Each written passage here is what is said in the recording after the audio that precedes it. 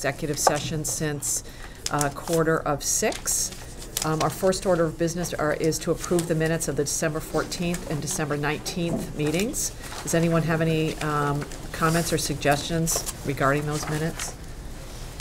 Would someone like to make a motion to approve the minutes of the December 14th and 19th meeting? So moved. We have a motion to approve the minutes. All those in favor, please say aye. Aye. Anyone opposed? Motion carries 5-0. Chair's remarks. I'm going to say something that's incredibly obvious. It's very, very cold outside. And there's issues. We're here for a reason. I would just urge people to check on your neighbors, especially if they're elderly, because it really, really is cold outside. And we don't want anything to happen. So those are my remarks. Oh, and Happy New Year to everybody. This is our first meeting of 2018.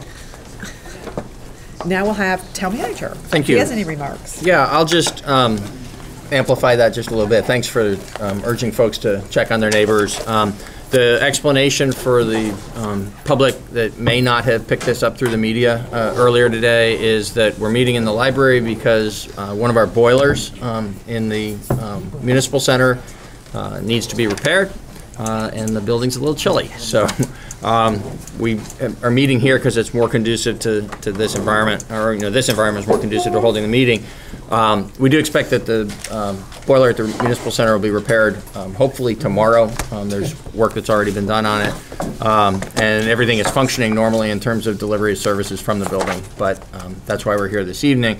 And what I learned in announcing this to the public and then getting some feedback from people today is that there's quite a lot of this going on around town. Yeah. There's just such a strain being put on heating systems. There's a lot of failures that are going on. Many only require a minor repair, thank goodness, but the folks who do that kind of work are really busy, and so that's why it underscores the need for us to check on each other and make sure that everybody's well, because particularly folks who are in more challenging situations or older, or have personal circumstances that make it harder just to address a heating problem. If they don't get the help that they need right away, this is a dangerous time. So thank you for that. Thank you. Does anyone on the select board have any comments or committee reports? The only thing I have, and I feel like I'm always the bearer of bad news, but we lost another ex-select board member. Hugh Bronson passed away, and we just lost Steve Stidella about a month ago. So our thoughts and prayers go out to the Bronson family, and he was a good guy. He was somebody that's been around here for a long time, so he'll be truly missed. Thank you, John. Does anyone else on the select board have any comments or committee reports? No? All right. Now is the time in the meeting for public participation, and this is a chance for members of the public to Scream and holler. Yeah, to scream and holler. Now, to talk about things that are not on tonight's agenda. So is there anyone that would like to make a comment on something that's not on tonight's agenda? All right. Oh, yes, sir. And please tell us who you are. And the microphone is not going to amplify your voice. It is for the TV. Right. My name is Wayne Esty. I live at 83 Main Street, Brattleboro. I am glad that you are very busy considering funding the arts in Brattleboro. I'm sure it was an invisible light item before, and it may become more visible as you deliberate and maybe find some rounding errors. But tonight I want to come and talk to you about public restrooms. And I have done a little research and found that there is significant disadvantages to public restrooms and solutions to public restrooms. This one particular, if I may approach. Sure.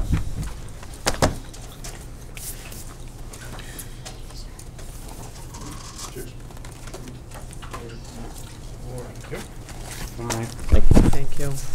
Patience. We can share. We're good sharers. Oh no, no one should have to share. Because sharing is It's a pop-up. Thank you. so communistic.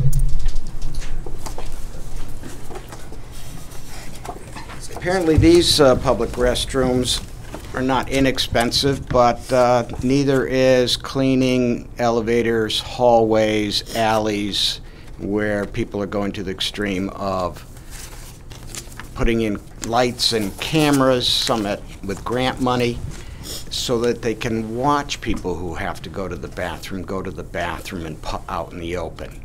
Nobody wants to go to the bathroom out in the open, whether they're homeless or whether they're old and infirm, such as I am. These toilets are called the Portland Loo.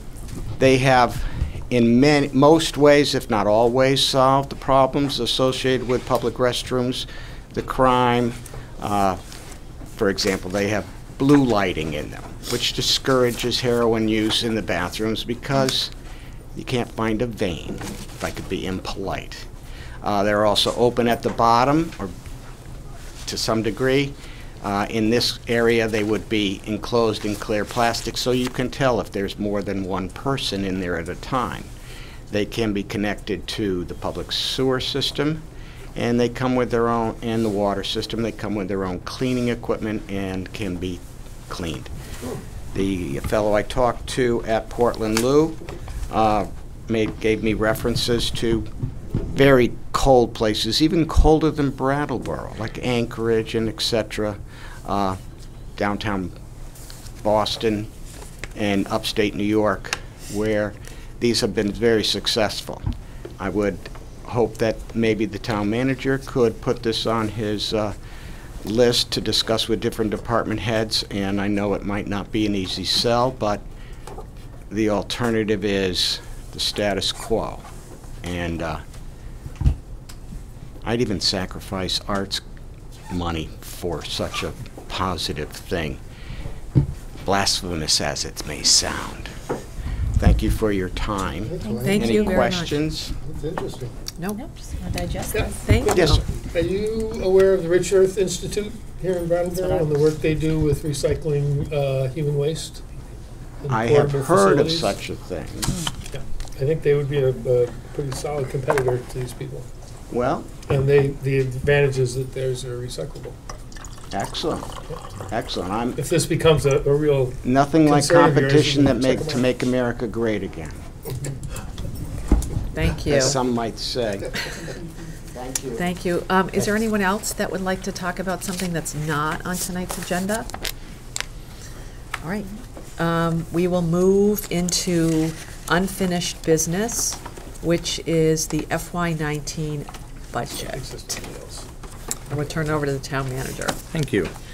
If it's okay with the select board, I'd like to actually read the items that are on the first page of your memo so that the public can keep up with the conversation.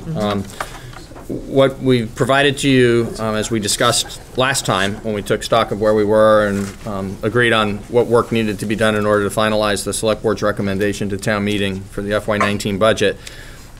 We've provided this evening the summary of what has changed, itemized list of things that have changed in the budget since it was first proposed for your consideration on November 2nd. There have been 6 separate meetings at which the select board has given consideration to the budget, and the following items have changed from what was originally proposed. There's 2 changes in revenue items. There are 4,000. We expect to receive $4,000 less in non-tax revenue for gasoline sales. That'll be eliminated by switching the gasoline system, so we're no longer selling gas to other agencies from Public Works, because we'll actually be buying gas with a credit card system that'll reduce town liability and cost. And then there was just a calculating error that we made for the preparation of the budget that resulted in an increase in fire department banner revenue of $1,890 that we expect. So a couple of small changes on the revenue side with a total net impact of an approximately $2,000 additional need for funding. More substantive changes on the expenditure side. The workers' compensation cost line item had to be increased by $50,000, but the general liability insurance line item has been reduced by $23,000, offsetting part of that. bond interest cost has been reduced by $2,850. The Women's Freedom Center maintenance line item has been removed for $3,765. That's in the same family of accounts in that human services area of the budget. But it is a line item we've been carrying like the one that we carry for maintenance at the Museum and Art Center because the town was the owner of the building. That particular one is not one that comes out of the recommendation of the Human Services Review Committee. This item has been removed, and just to avoid confusion, they're part of the recommendation that has come to you from the committee is to provide funding assistance. I believe it's in the amount of $5,000 for the operations of the Women's Freedom Center. Snow removal was an oversight on our part at the police department. We did account for the other operating expenses of being at the new facility up on 62 Black Mountain Road, but we missed the necessity of putting in a number for snow removal. We believe that $8,000 is a proper figure for that, but that's an increased cost to the budget. The next three items on the list are just a splitting of one item into two. It doesn't have any mathematical impact, but what has been previously tree care and removal for $12,000 is being split into a $10,000 removal item and a $2,000 care item to be more explicit about the investment that is made in caring for the trees. We're hoping that in future years we'll be able to raise this overall investment and raise it particularly on the tree care side of that equation.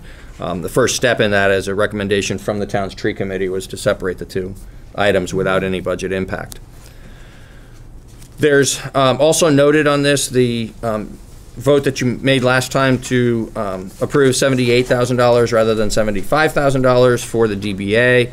But that doesn't have a tax impact to the broader tax-paying public, since that's specific to the taxpayers within the downtown improvement district. The net of the things that do have a broad tax impact that have already changed in this year's budget are an increase in cost of $30,495.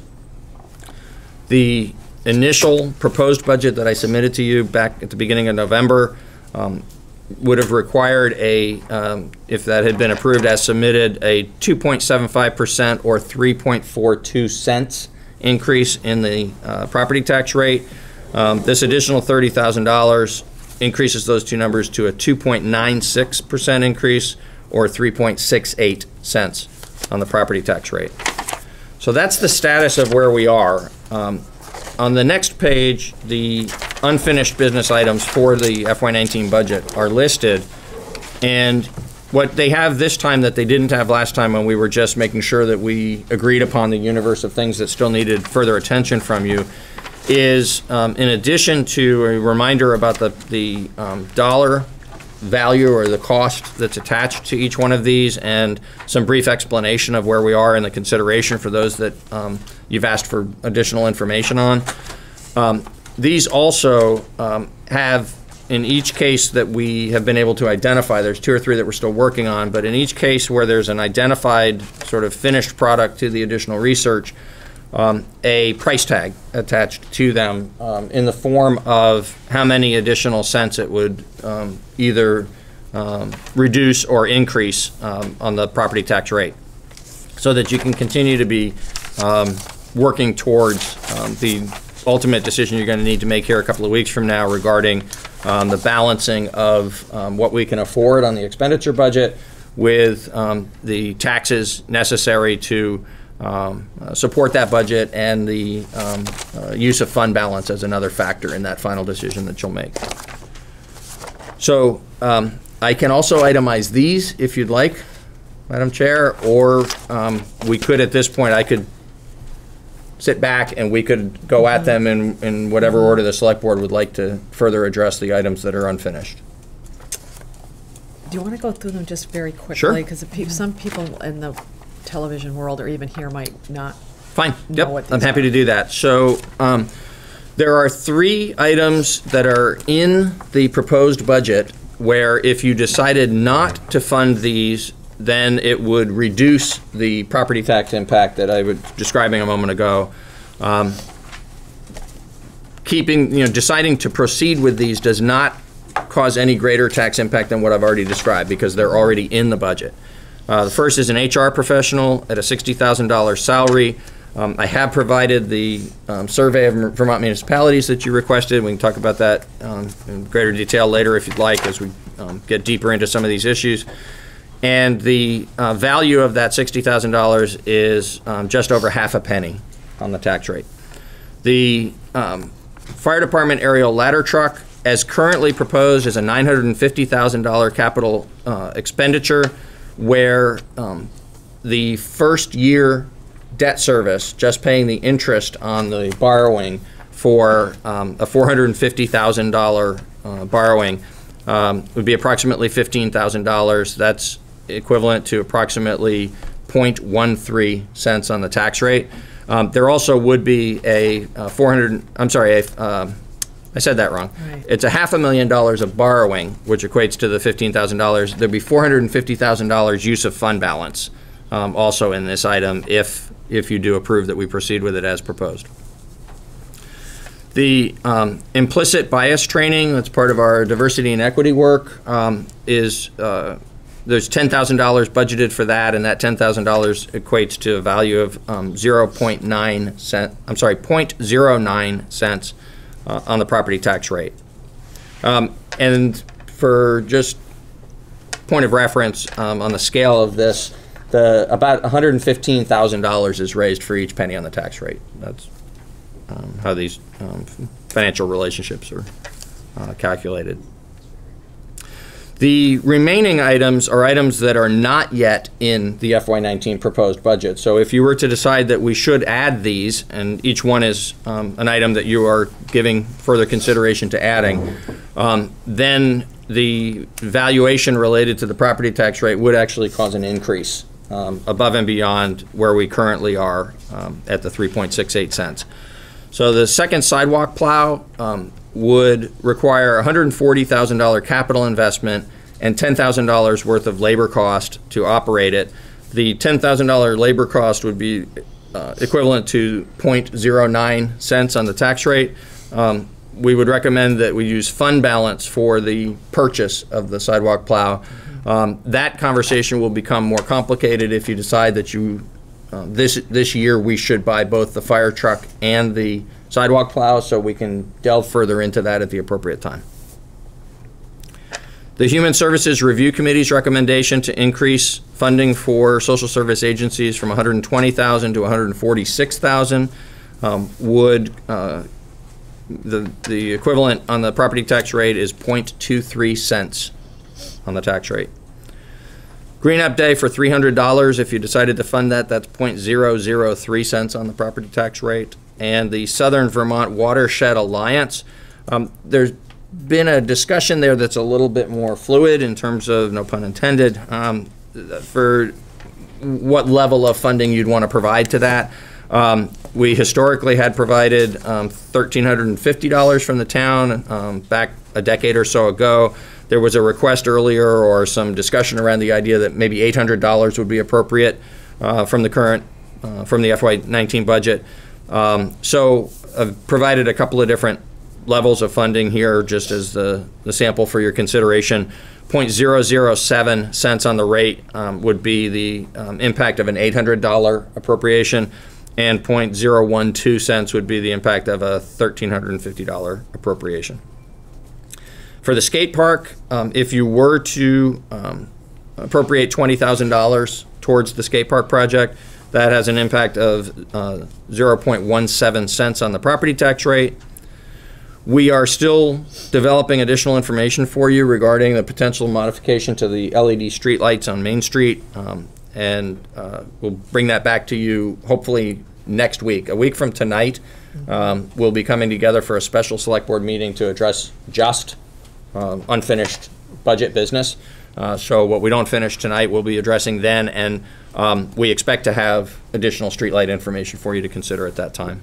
Likewise with the Day Work Jobs Program, we have talked previously about a potential town investment of up to $30,000 in that program. The $30,000 is equivalent to 0.26 cents on the property tax rate, but both Groundworks and town staff are gathering additional information, and that number very well might change before we come back to you to present. And finally, an item that is unfinished budget business that would not have a property tax rate increase, but would have an impact on the program income fund. The CEVED's funding request for $3 per resident. I got a little carried away in the backup, so I want to point out a correction. I've had $3,000 per resident. That's not the ask. Anna's going, woo! Thank goodness. $3 per resident equates to $36,147 is the request from program income. We can talk further about it as you get to addressing that item, but there have been some impacts to program income recently with some of the prior debt, prior loans that have been made from there, and some money that we don't expect to recover. So we want to make sure that you have full context for where we are with program income before you further consider the possibility either of funding the $3 per resident or something less. The last 2 years it has been $2 per resident at $25,000 2 years ago and $24,000 this past year.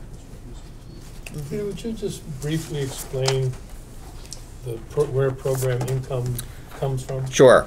So program income is originally from federal funding that comes through the state of Vermont to the town for either economic development purposes or housing purposes. And so there's different rules that are attached to the different specific pots of money that are allocated by the federal government to the state and then administered by the state. And therefore some different nuances to how money does or doesn't come back into the program income fund, depending on whether it's an economic development grant or loan or a grant or loan for housing funds. But there are components of those grant programs and loan programs where it operates as a revolving fund. So the town loans money out for these different projects, and then the people who receive the loan pay the town back, and the money becomes available to loan again for another good purpose, either in the housing or the economic development area. We have an item on the agenda this evening before you that's going to be further. We'll describe further sort of where we are with the program income fund and the risk and reward calculation that the select board needs to make each time that there's a worthy cause in the community seeking funding that you have to balance against the available funding for that purpose. What would you, as town manager, like if you had your way? How much information do you want from us tonight? Like, would you like us to say, and I think we all are, like, yes, we're okay with the HR professional, yes, we're okay with implicit bias training? Would you like us to pick some of the stuff off the list? Here's what I think would be very helpful. If there are items on this list that you feel like you're finished with, you needed a little more information, you've received it now, you see the value of it on the menu, and you're able to say, yes, I want that. If as a group you are able to identify a few of these items that you're now in agreement on to either keep or remove, the deeper we can get into the list with that kind of clarity tonight, the more likely it is that next week we'll actually be able to finish this work, and then 2 weeks from tonight you'll be able to actually approve what you're going to recommend to representative town meeting. The last time we met, you identified that collectively as a goal that you'd like to not have to have another special meeting on the 23rd of this month if in fact we can get through the business substantively tonight and next Tuesday, and then for your final action on it the following Tuesday on the 16th. We do have the 23rd available to us if this requires longer consideration for these items. Right. And I do think some of them are easier than others. The one comment I would make on the unfinished business not yet included in the FY19 budget, if you add everything up, if I added it up correctly, it's an increase of 0.765 cents.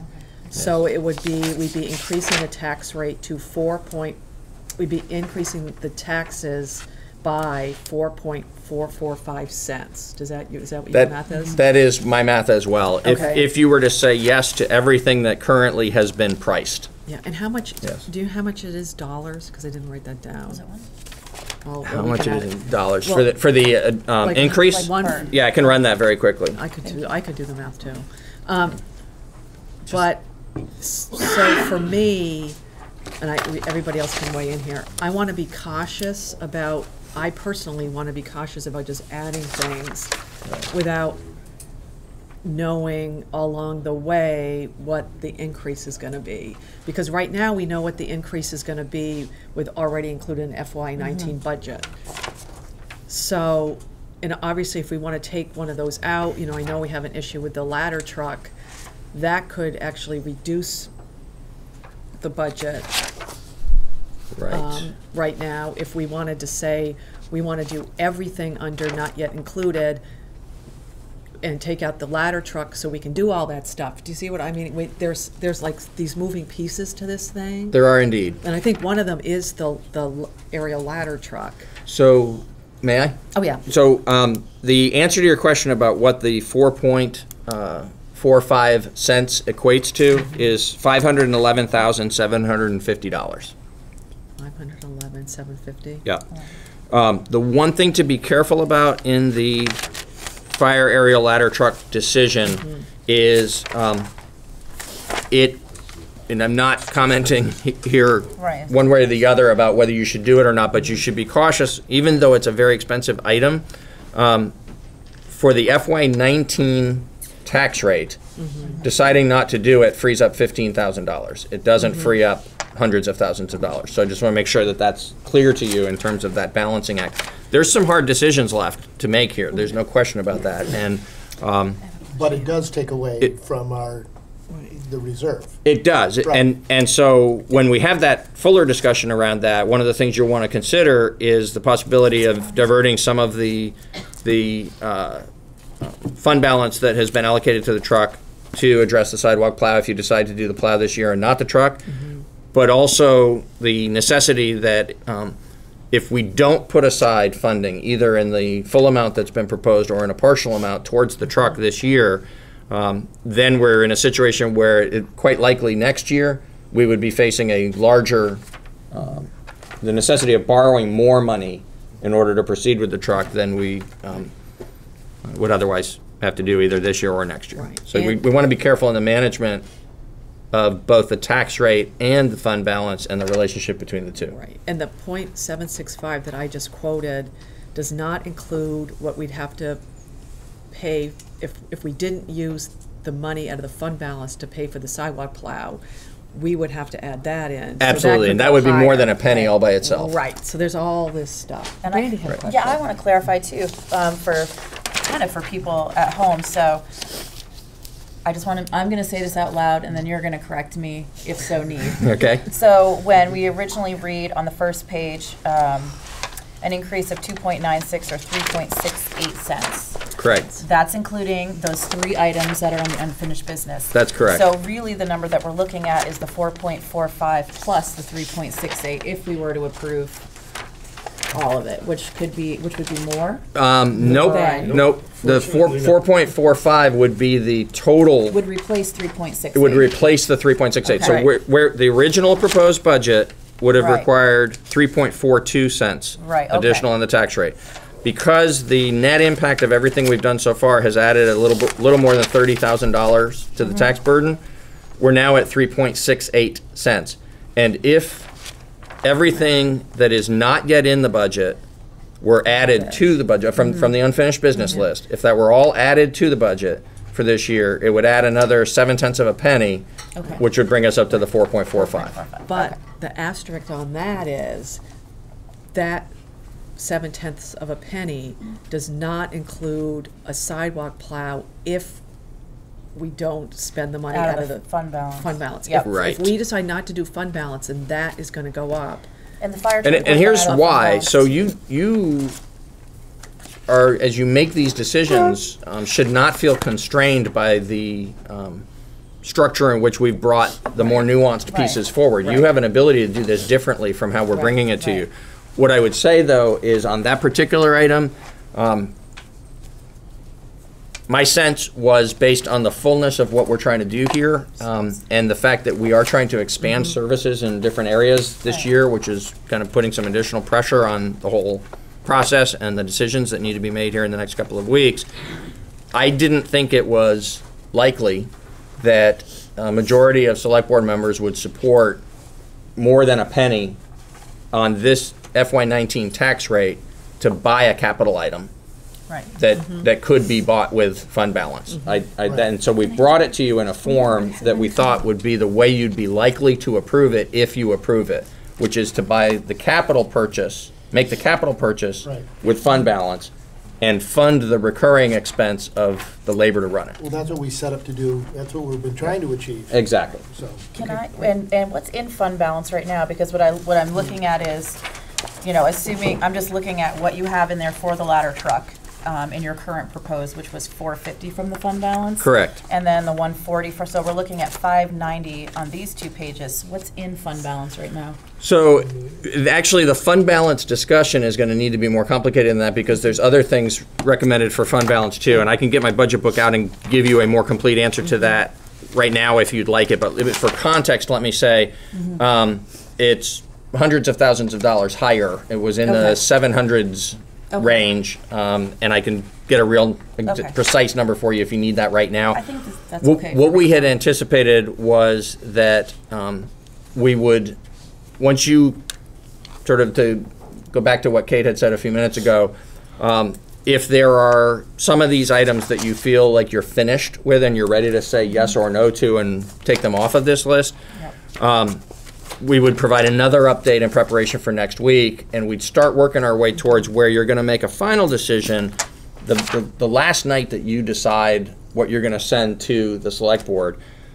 You're going to be looking both at, are you comfortable supporting the total final impact of the pieces of this that you will have decided along the way? Is the total overall magnitude of the expenditure something that you're comfortable with? And if it is, have we calibrated properly the ability of the taxpayers to pay the tax increase that's required for this budget alongside the use of fund balance? And that, what we've done in the past, we'd like to do again because we think it's helpful to the board in making that last big decision, is show you some projections of, if you do that split a certain way, then next year and the year after and the year beyond, are impacted in a certain way. But if you decide to do that differently, then the impact is different. It's really important for you to be able to make this year's decision in that longer term context, because otherwise what we'd always want to do is use as much fund balance as possible. Right? And keep the taxes as low as possible. But that has implications for us when we have to pay the piper next year. Thank you. Sure. Does that make sense? Now, can I make a suggestion? Then everybody can say whether they want to do it this way. From what I have heard at previous meetings, we all seem to be in favor of the HR professional and the implicit bias training. And I don't know if we all we just want to agree, move forward with those and take those off the unfinished business list. Yeah, and leave all the rest until we see all the rest of the information. Right. That would be my 2 cents. Yeah.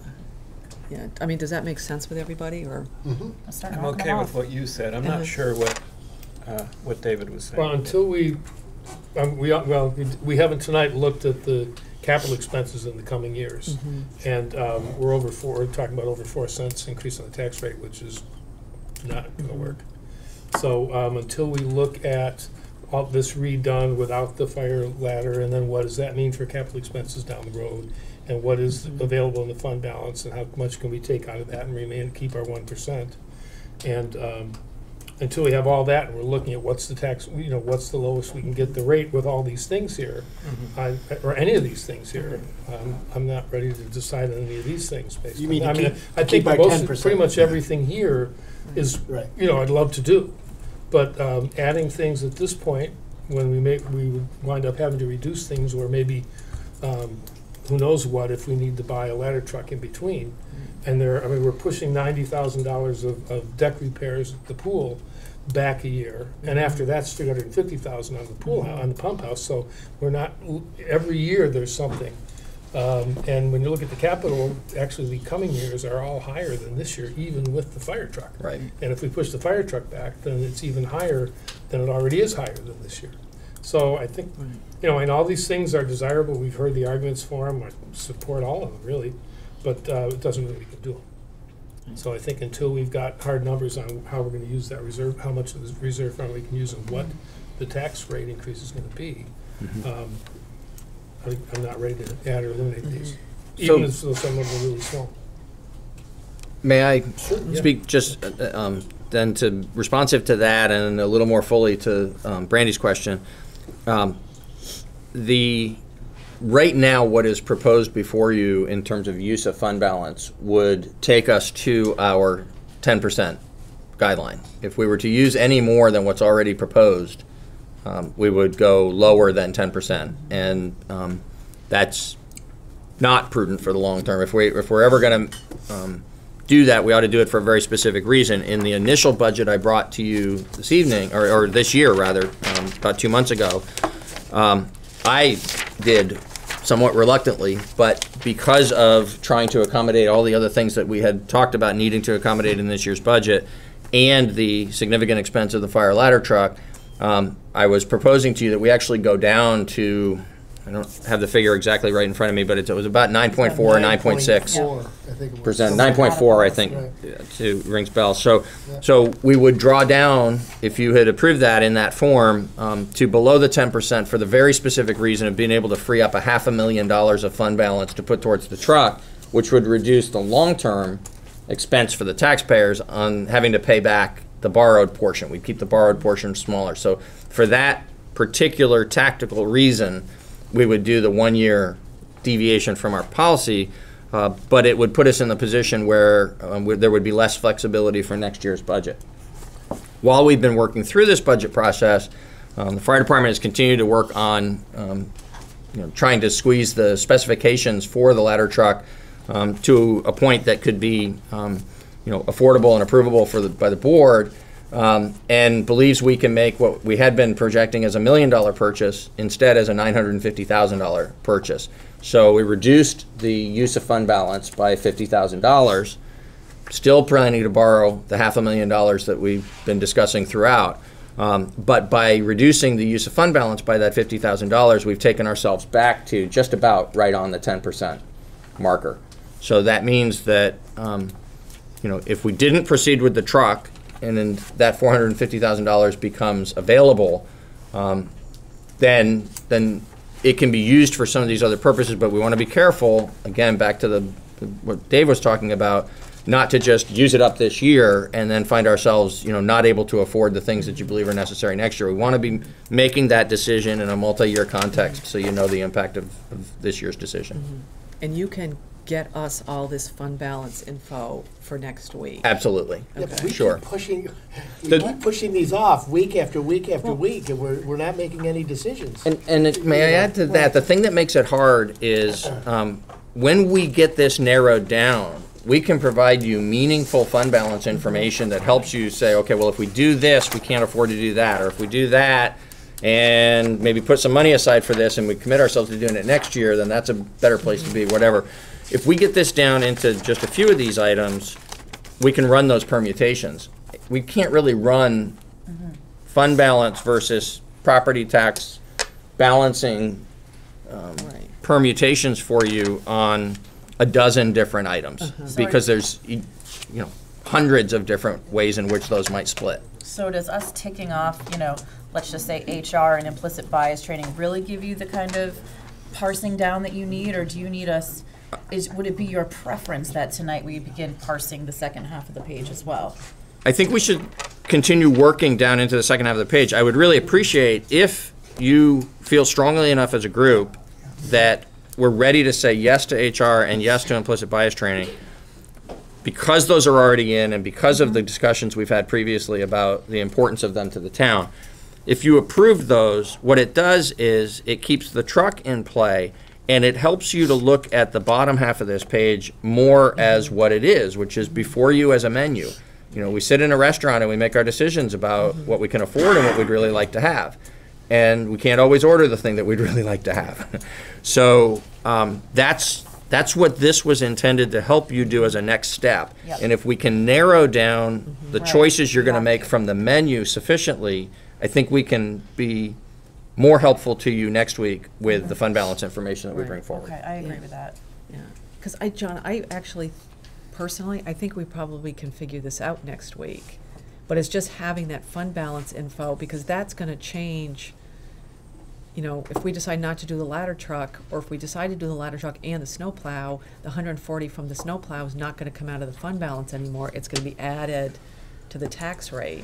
But what light bulb is gonna be presented next week that is gonna change our mind on something? That's, The fund balance Yeah, but we info. know what we have in Yeah. fund balance. But we don't know what we need to, for me, we need how much is in the fund balance, and what are the other projects that we're looking at? You mean down the road? Yeah, I mean, there's more money that we're spending that's coming Right, down the you- pipe you- that's not listed on this sheet. So if people have their budget books with them, that is in the Right. budget materials from what we originally submitted, and we can go back to that level of detail right now if you'd like. I think it's Yeah. probably better. Yeah, it really is. It's more of a capital question. Let's see what we can do here. Right. So Yeah, it's really hard. I can speak to the use of fund balance, and then, as a couple of you have said, I think the next place to look is at the rest of the capital list, because that's where And you're gonna tell us where there's either gonna be greater flexibility or not in the use of fund balance. What we're proposing What are you looking is at? $800,000. So I'm in the budget message, bottom of page 3, use of fund balance. The budget that we brought to you proposed using $800,000 of fund balance. We've reduced the $500,000 that was allocated towards the truck to $450 Okay, so that's for use of fund balance. So it's right, as of right now, we're proposing to use $750,000 of the fund balance. $450,000 of it for the aerial truck, and $300,000 towards 3 other things that are identified. Here, the excavator in the Public Works Department, the Chevy Suburban for the Police Department, and the energy efficiency improvements at the rink. Now, it's important to note that we weren't, unlike with the ladder truck, where the amount was very specifically identified to the balancing act of how much to borrow and how much to fund with cash. These 3 other items are identified as, applications of a use of fund balance towards a capital purchase, not specifically in a weighing. There's no partial funding. This actually funds the purchase of those items. So whether the fund balance is deemed applicable to those, or whether the fund balance is deemed applicable to something else, could have been a judgment call. I applied it to these because it was approximately equal value. And I think it's important for us to keep measuring. The reason for doing that, I want to be clear, is even when it's not a strategic decision the way it is related to the purchase of the truck, it's important for us to always be taking stock of how much capital work are we accomplishing with our use of fund balance versus current taxes, because if we only use fund balance, if we over-rely on the fund balance for the capital work that we do, it will feel like we're living within our means when we're not. And so one other measure that we presented to you each year for these last few years is how are we doing with our commitment of cash towards carrying the ongoing burden of capital improvements, which we know to be well in excess of $1 million a year. We've been trying to work ourselves towards $1 million a year of cash commitment, and we have made progress in that regard. I speak to that.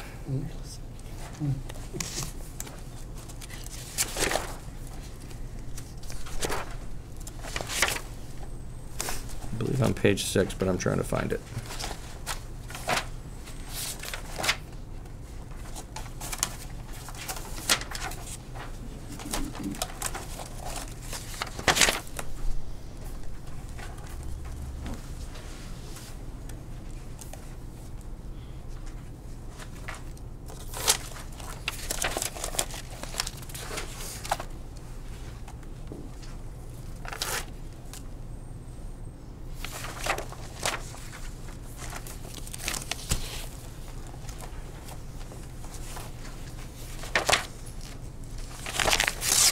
Sorry, it'll take me a minute to Okay. find it.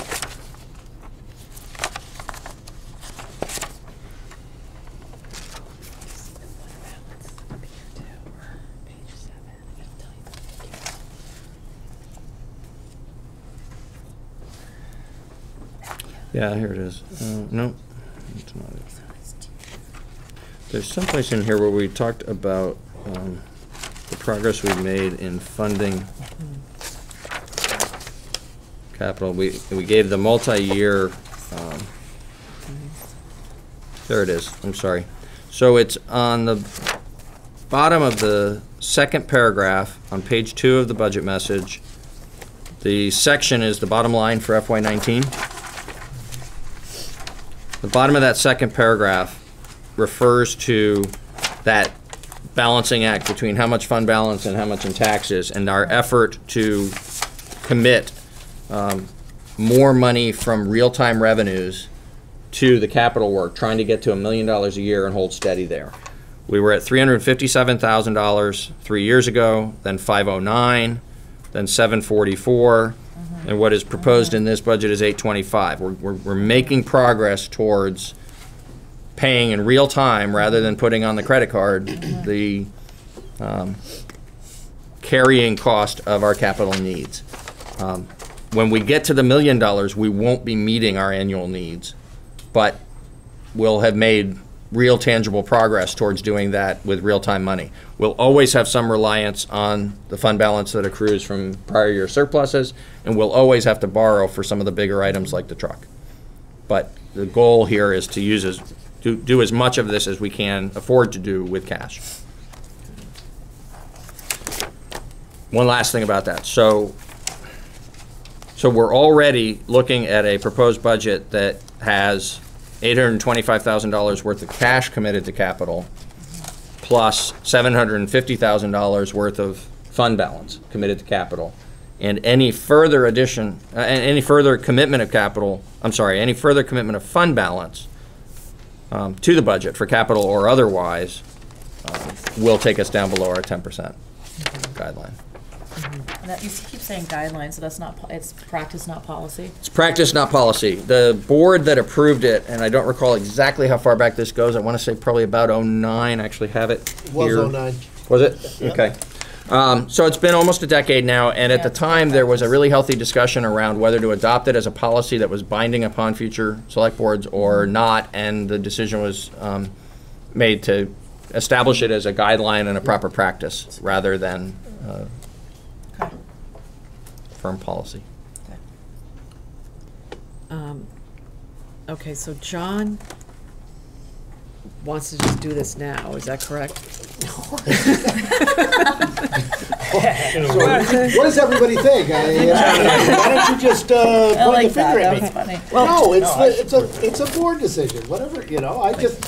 Every week we sit down here and we go, okay, well, let's put this off till next week, and let's put this off till next week, and it's now next week. There's a few items I think we could, Right, well, I think we can do HR professional and implicit bias very simply. Yeah. Let's do it. I mean, I first of all, I want to ask. I any- meant after that. Oh, I know, but let's get, Sure. you know, just get the ones, like, Yep. pick off the ones that, I don't know if anybody in the public wants to make any comments before we start rolling on this. I'm looking at, it's okay. Before it's too Finance late. committee? Just enjoying the show. Yeah.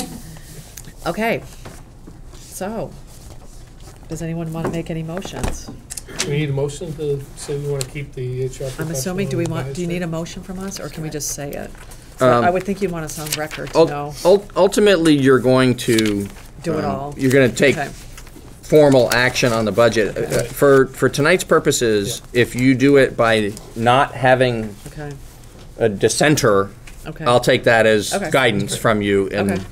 narrowing this down. And I don't hear a dissenter on HR professional. Yeah, so no one has any objections to the HR professional. I'm gonna say what I always said, it's 60,000 this year, but it's gonna be probably 30 more next year. It'll be between 18 and 30 more Yeah. next year. I just have to say that, because I always. And the reason for that, as we've discussed on prior evenings, is because the benefits, the value of the benefits and the cost of the benefits are significantly affected by whether the person that we hire goes on to the health insurance program with or without a family. And rather than overtax the public for the creation of this position, our health insurance funding is already in this budget for this year.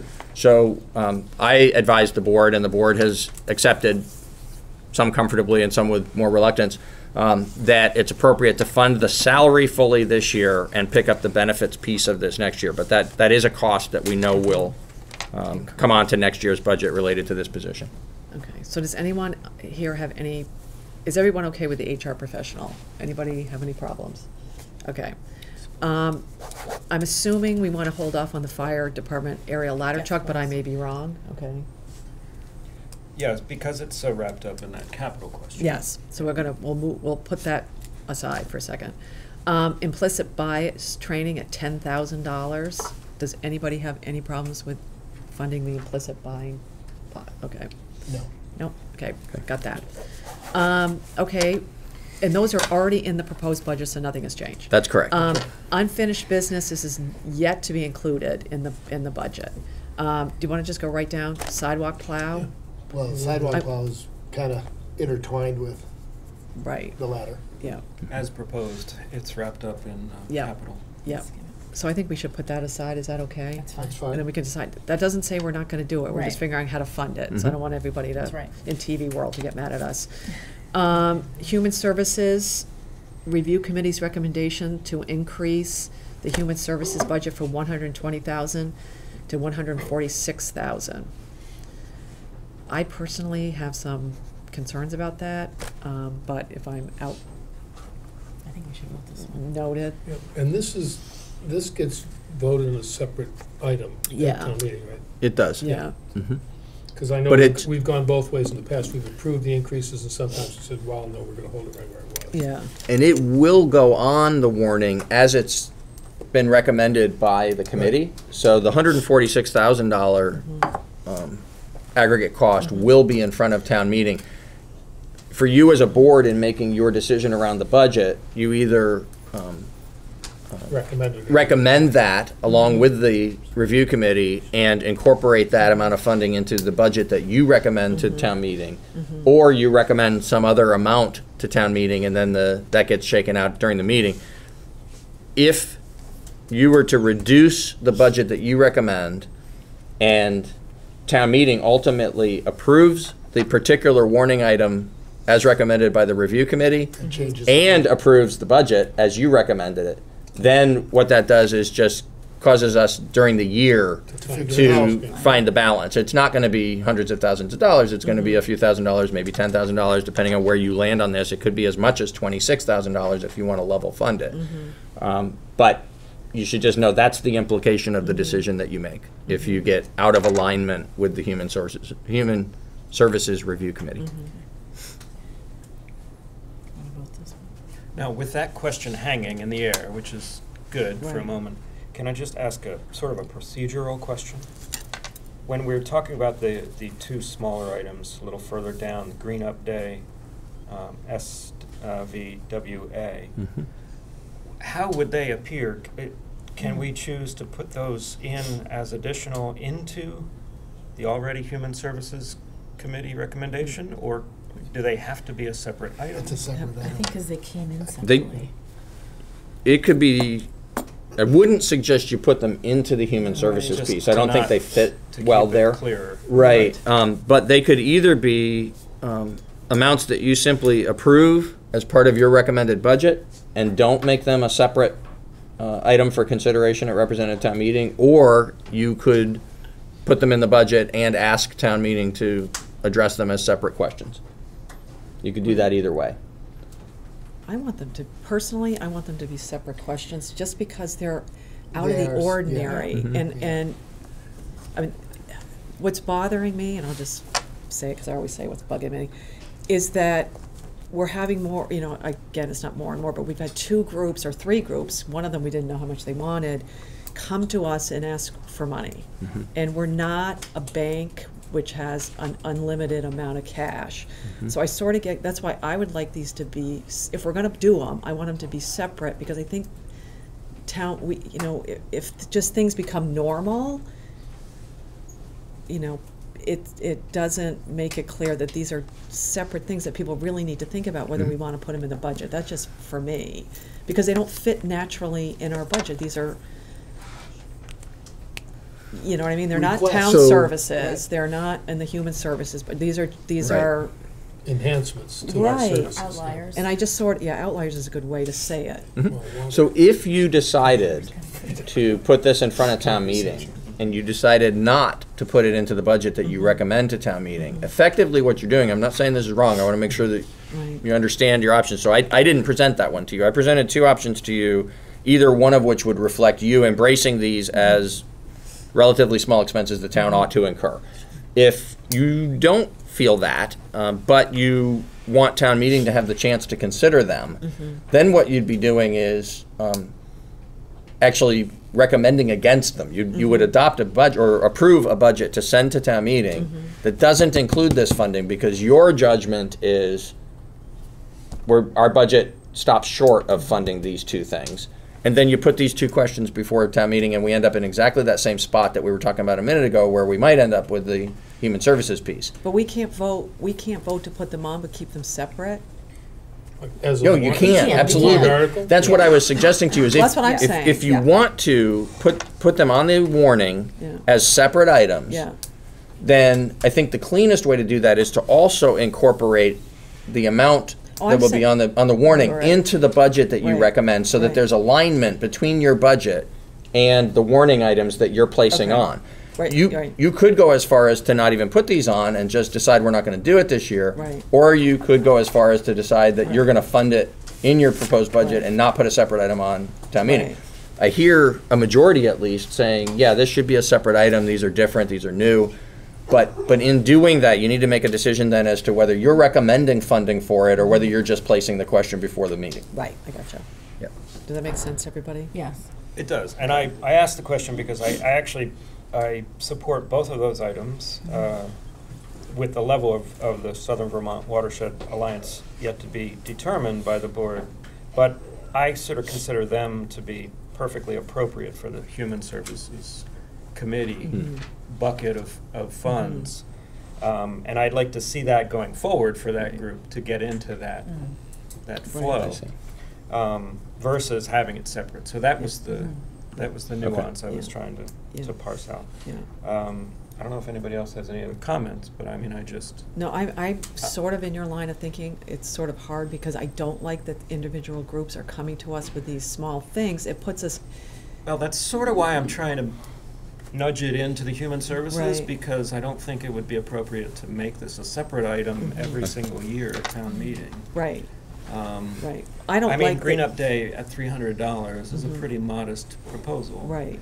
And so is Southern Vermont Watershed Alliance, especially given that we might fund them less than we previously funded them. Right. But to me, there reaches a point where it all, look where we've gone with human services budget.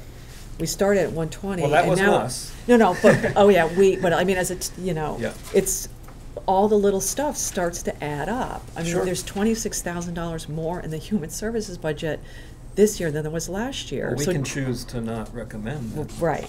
Right. But so to me, that's the only reason I say put these separate this time is because I think it all adds up. And every year people are going to come to us and all of a sudden you find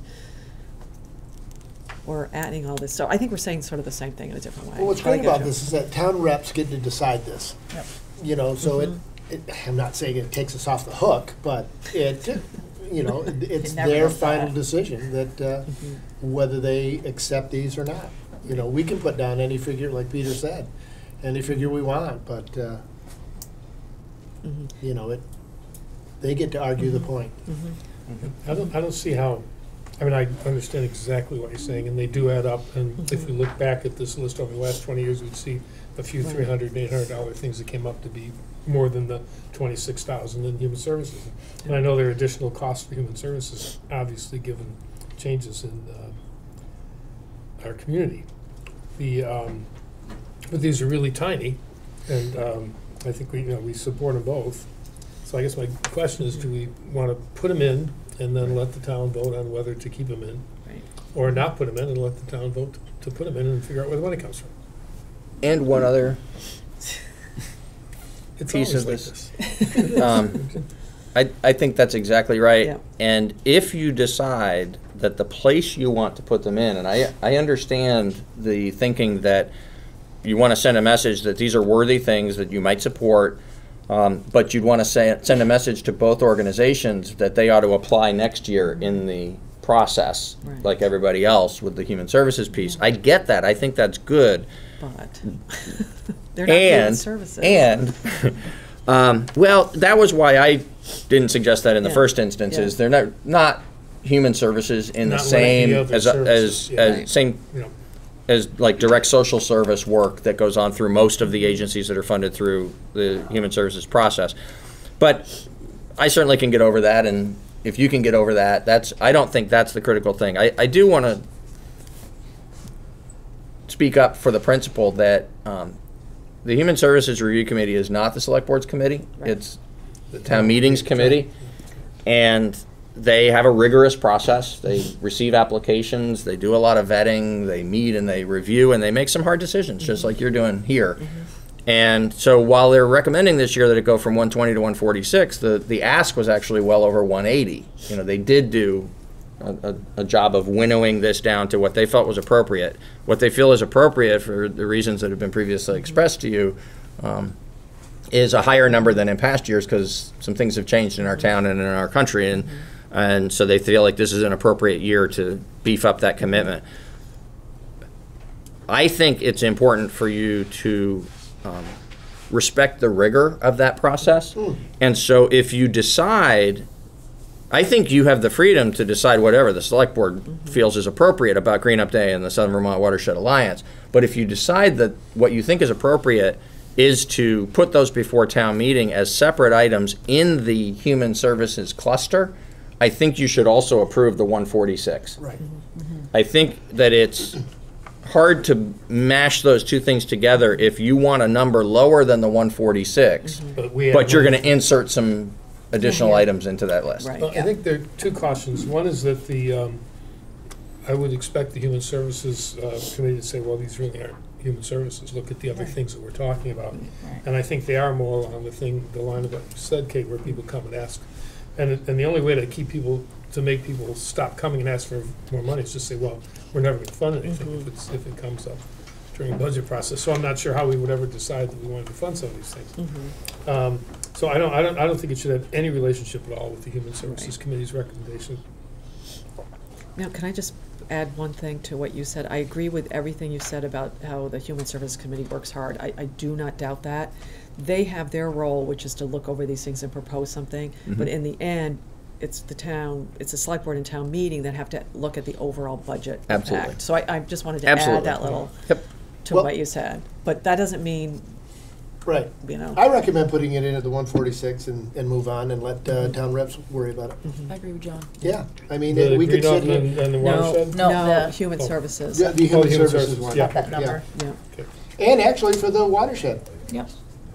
you know, I've Knock those and three off. there you go, the Green Up Day. Wait, Put but 'em in. can we do, huh? Three at once? well, can we do though, this sounds awful.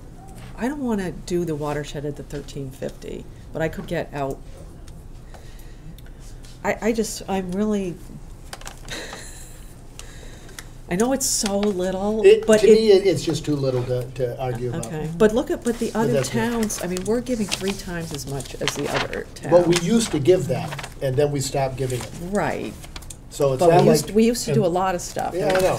Well, their water winds up here. Right. That's Yeah. important. The water coming down the West Okay. River comes right through here. If sort of carrying other our- people, our- if other people we want to have do it, water. I'm I'm kind of down with the 1350. I was thinking Right. about it kind of like that. okay. But this is one of those things where we already provide a lot of water service. And so here's a little extra, but this is beyond But it's our beyond, stop, they steady, give us a anything. little bit more Right. information Yeah. there. So I'm fine with it, but that's just me, and we can, Now, there's 5 of us. if I'm outnumbered, I won't push it. I won't make us do it next week. You're not outnumbered. I'm more in support of $1,000 level. A split the difference sort of thing. Yeah, splitting the difference. Okay. Because the data that Stuart provided I looked at, and just thinking about population and Right. just the strain on all of our other budget considerations. Did that get us to 5? Would that get us to consensus? Yeah, I'll go for that. I'll go for Okay, that.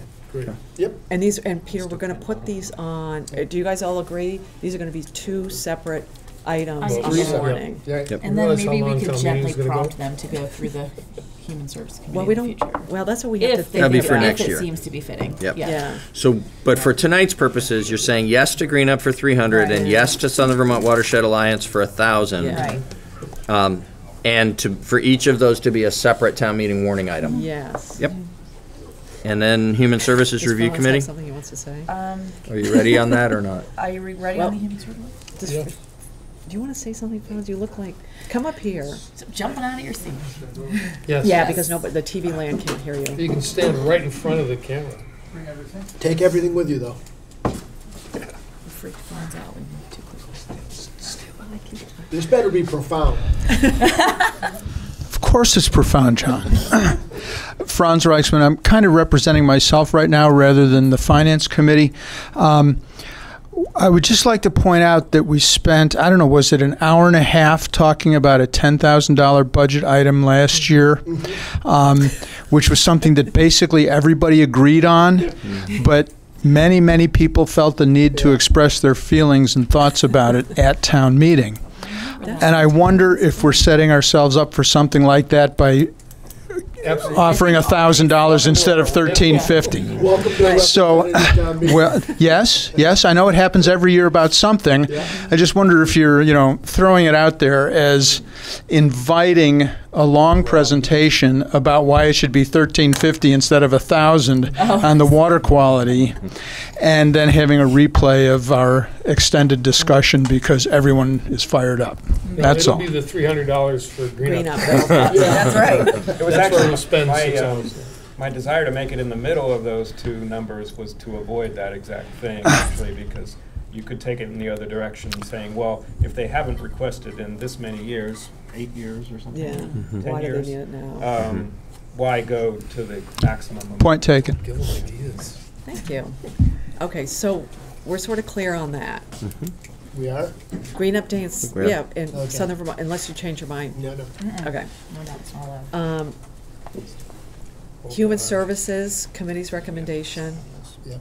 I want to go with the committee recommendation, 146, let town meeting decide. I'm fine with that. Everybody else? Okay. I'm not happy that it's 146. I just want that on the record. Okay. Not because I don't I'm think, going to jot it down. But Kate's it's not. better Right. than 180. right, not because I don't think we have worthy causes. It's just that I really worry about the pressure on our overall budget. Yep. But then that could be the hour-long discussion that we have Oh, we will at be. representative town meeting. That'll go through. No, it'll be That, this and we one. don't want to have that. Anybody, so are we all in consensus that we'll, and that's going to be a separate agenda, separate warning, Correct. and the reason With the we- whole, each individual Yeah. agency listed. Yeah. Yep, And the reason we really have nothing to say about the amount is because it's a committee of town meeting. that's I correct. just want So everybody everyone out That- there, we're not just deferring to this committee because we just defer to them. We have to Right. defer to them because they're a committee of And town I- meeting. But we are deferring to their Right. good We work are. that For the- they did on Right. And Yes. I hope somebody brings up the point, like, Peter, you said that they started out at 180, right. whatever it was, 185, and they got it down to 146. So, Right. you know, they did do their due diligence on that part. I'm so proud. Okay, here's. All right, so that's a yes Yeah, Here's a good one. from the board? How we doing? yeah. Okay. Skate park. Skate park. It's Here good we you go. contentious. You and I, buddy, Yep. okay? Yeah. Maybe. Anyone want to make start the comments? I think the only question is, I think this should come before the town, absolutely. Just whether we decide to put it in the budget or not put it in the budget, ahead of the town conversation. I've heard from probably half a dozen people on either side, and this is more, I never have heard from as many people about anything, certainly not like fire stations or Right. anything like that. But this I've already heard from 6 people on both sides, on either side of it. So it'd be interesting conversation. I've heard from about, I think, 30 people with comments, and 2 we're against it. Yeah, that's about my ratio. So, I think John will add to this maybe, but I really feel like this just, and this is a small nudge for the amount of money that's required for this, but it's a nudge in the right direction for this town because It'll bring a lot of value to this town. There are a lot of parents out there that are really asking why we can't Yeah. get this bill. And I'm not saying that the town is responsible for any more than the amount that we're ultimately going to propose, but it will help to move the ball forward and help the grants continue to come in. Yeah, I think it's a goodwill gesture. I mean, it really is. We put a lot of emphasis on, recreation and sports and things for the kids to do, and this has gone on, I think, longer than the fire stations have gone on. No? Okay, well, I just threw that That's been out like there. 4 Sorry, years. Chief. But, it's been longer than that. It's been a long discussion, and it's, again, put it out there, let them argue over it. Now- But I think it's a goodwill gesture. You recommended 20,000. Yep. Like a couple years ago. Did we do that or not? Nope. That's why he's doing it now. No. You know he's had Yeah. softies on the board. Oh, wait. Yeah, it happened. Right. It's already in the fund. Oh, it's in the fund. Yeah. Yeah. No, but we gave 20, we already gave 20,000 You as a did. town. Do we remember Several years what ago. year that was? It was several years ago. Yeah, Right. I was on the. Do you remember the exact year? See, John, that's the reason No. I can't support this, because we've done it, we've already given 20,000. So we've made our statement as a town and given money towards the skateboard park already. Was that? Was it 20? Yeah. Yeah. Yeah, we did, because you made the wasn't it? motion, I remember. And we Back did then? it. Yeah, it came from you. Huh. Well, That's it's why I thought I Alzheimer's. was. Who the hell are these people? I mean, that's why I'm not for this, because we've done this already. And yet we still don't have a skate. And yet we Right. still don't have a skate park. Right, but I think if we're at saying we want the town to be a part of funding it, we are part of funding it. We funded it already. We've given our 20,000. Okay. Do you know what I mean? We've Mhm. That's fair. But it's a what? $300,000 Mhm. project. how much of they've been putting in a lot lately for grants. Mhm. They've Right. been for a lot of grants lately. Mhm. So I don't know how much they have and how much that raises and how much they actually have committed, Yep. how much they have in hand, and how much Yeah. grant money they're asking for that's already out there. There are sufficient number and magnitude of grant applications pending that if all of those end up being yeses, we're getting pretty close. But because they're large grants, some of them are large grants, as of now, cash in hand, we're still a good distance away from the finish line. So you could look at that either way. If you want those details brought back to you again, that would be an easy thing for us to do between now and next Tuesday. I don't think Tell you that exactly where we are. changes the question, though. I think we all want to have it on, well, maybe Kate doesn't want to have an item on it either, but I think we all want to have the town talk about it again at town meeting. It's just, do we put 20,000 in the budget or not? Unless, Kate, you just don't want to even have it as an item for the town to talk about again. See, it sounds bad that way if I say I don't want the town to talk about it. That may be why I phrased it that. I mean, I don't mind having, I don't want to not talk about stuff because I don't want Right. to talk about stuff. I'm just against funding it, Mm-hmm. so. Oh, that's even better. Well, I'll just vote no at the town meeting. I mean, we've already funded it. But if it's gonna be if you wanna put it on a separate line item so we can have the conversation at town meeting, I would never wanna stand in the way of having a conversation at town meeting. I'm just not gonna vote for funding it because we've already done that. But that does, So Wait a minute. So what are you saying? I said, I don't want to stand in the way of, town meeting having a conversation discussion about about it. something. But I think that's So- the way we're leaning towards putting it on as a separate warning item at town Right. meeting. But we still So are like- you saying that you're gonna support talking about it at town Mhm. meeting, or you're Mhm. not gonna support attaching any funds to it? No, I mean, because it has to have funds Right, well, that's what I'm attached. saying. To me, if we're talking about it at a town meeting, we're attaching funds to it. What, Right. so I think you have to attach well, that's what I'm funds to it. saying. I don't want to stand in the way of town meeting talking about it. I'm just saying I'm not voting for it, ultimately. Like at town meeting, when we have the vote on this warning, I'm going to vote against it because we've already done the funding for it. What I'm saying now is if we all decide we want to have a discussion about it at town meeting, I'm not going to stop that discussion from happening at town meeting. And I think we do have to put a number on it, because if we sit at town meeting, you know, as Franz is saying, you know, someone's going to go, I want to put $100 to it, then someone else is going to go, no, I want to do 50. That still could happen, but if we attach a number to it now, it might. I mean, I think there's either way. I could go either way on it, so It I has to have a number. yeah. Yeah. Right. May I- Well, that's what I'm saying. You Yeah. give a direction. I'm just saying I really don't think this should be. I personally am not for this. That's fine. Because we've already given the money. I mean, you've beaten that horse into submission. I'm doing it to bug you, John. That's okay. Okay, No, so- I have a thought. I don't know whether it'll help you find common ground or not, but I hear voices who want to do this pretty unequivocally. I hear voices who want to do this but are Or a voice. maybe concerned a little bit about the structure of how, and I hear one voice saying, we've done it and we don't need to do it again. It is a non-recurring cost. If you do, or if town meeting does fund this, it's a capital expense. It's an investment in getting the thing built. Yeah. And so maybe there's middle ground in identifying on this separate warning item that the funding, and I offer this to you if the number is $20,000. If you wanted to go to a higher number, I would express more caution about this because we don't have the fund balance decision made yet. But $20,000 on the fund balance is margin Right. money. It's not Right.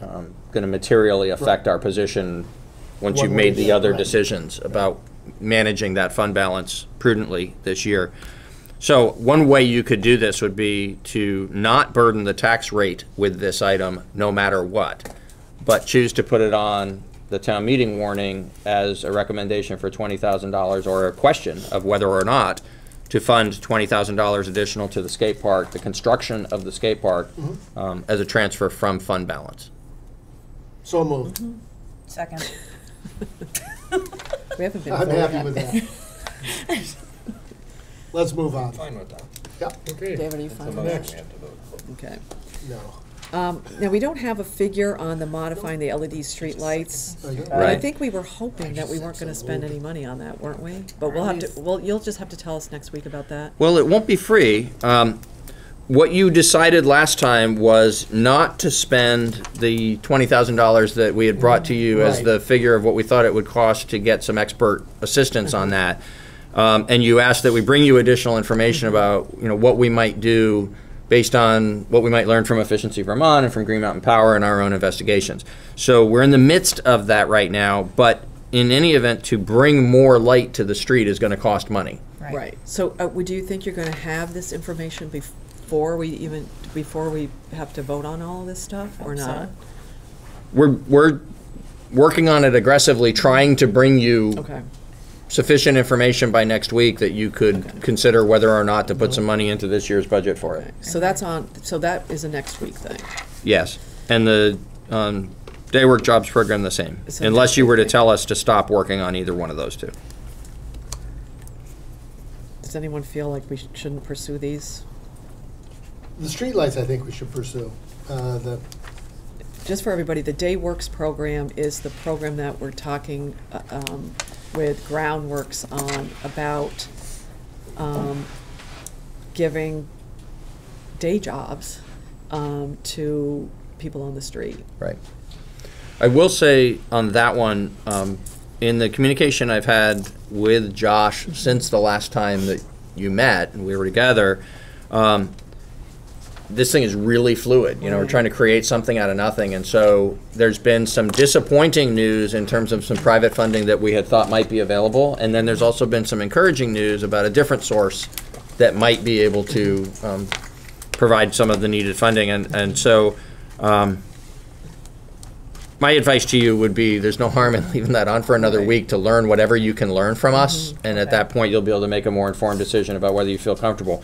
I worry about whether we're gonna be able to bring you enough worry too. definitive information for you to feel comfortable making a decision on this for this budget cycle. Yep. But we're trying hard to do that because, Okay. you know, the need is there, and if we can bring it to you in a way that you feel comfortable with, it would be good to be able to move forward with it this year rather than wait. Okay. Or does it make sense to put more time into it and then, you know, really do a good job at it and do it next year? It might, but You know, what I'm that's suggesting to you where is you'll I- know Just- better next that's week right, yeah. if that's where you land. Isn't that what Yep. Pete said?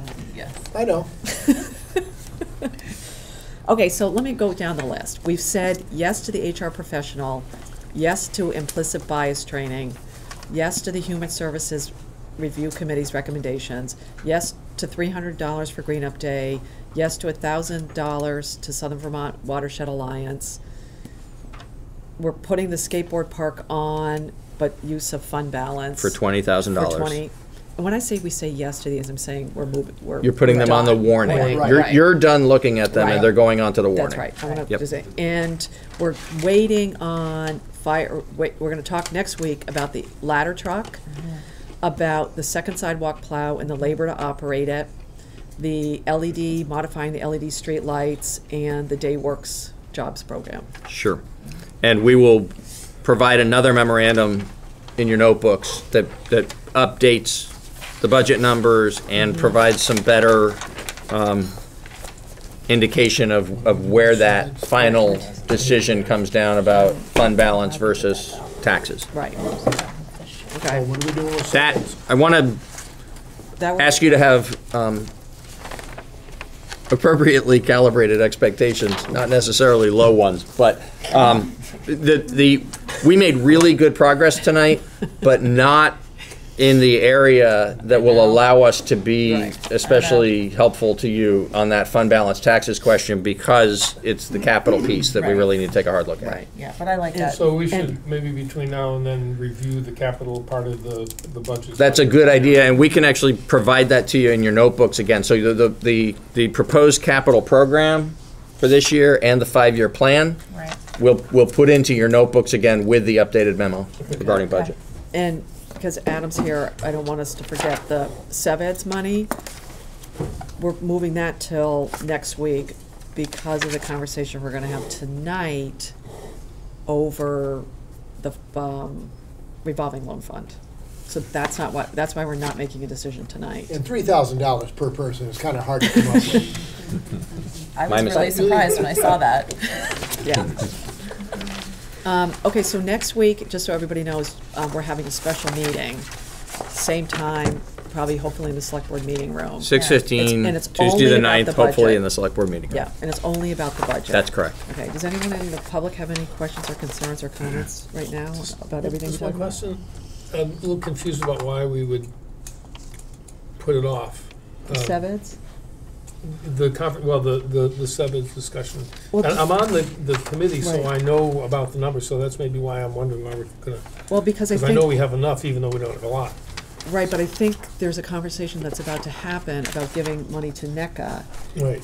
and that impacts how much money we have in the fund. Right. And some of us have not heard the full Okay. explanation Okay. about why we have such, I mean, that's where I'm coming from, Would- and I think, I'm just wondering if after that, maybe we could say, well, actually, we can consider it, or we want to sit on it for a week rather than, unless it doesn't matter to you guys. If you've been sitting here for 2 hours and you're not getting nothing. Would love to be able to speak to it whenever the board will entertain that. It's do you want to probably speak? relevant also to address that we don't necessarily make a request where the funds come from. Right, So it'd be nice to be able to speak outside of whether it's coming from that Uh-huh. source or another source. okay. Do you want, give Adam a couple minutes now, while we've got SEVED's on the We can brain? wait till after, I mean, I'm here. He has been sitting here. Yeah, We can come back to that, can't we? we can, or we can talk about it, we can have Adam tell us about the funding, how much they're Sure. they're requesting for Nth funding. page, so to speak. You know, because it's on our budget, it's on the agenda for the budget, so we should probably talk about it in the context of the budget. Does that make sense to you? We're sort of putting you on the spot. Do you want to come over to our table? Go to the interrogation table. Yeah. Put the hot lights on.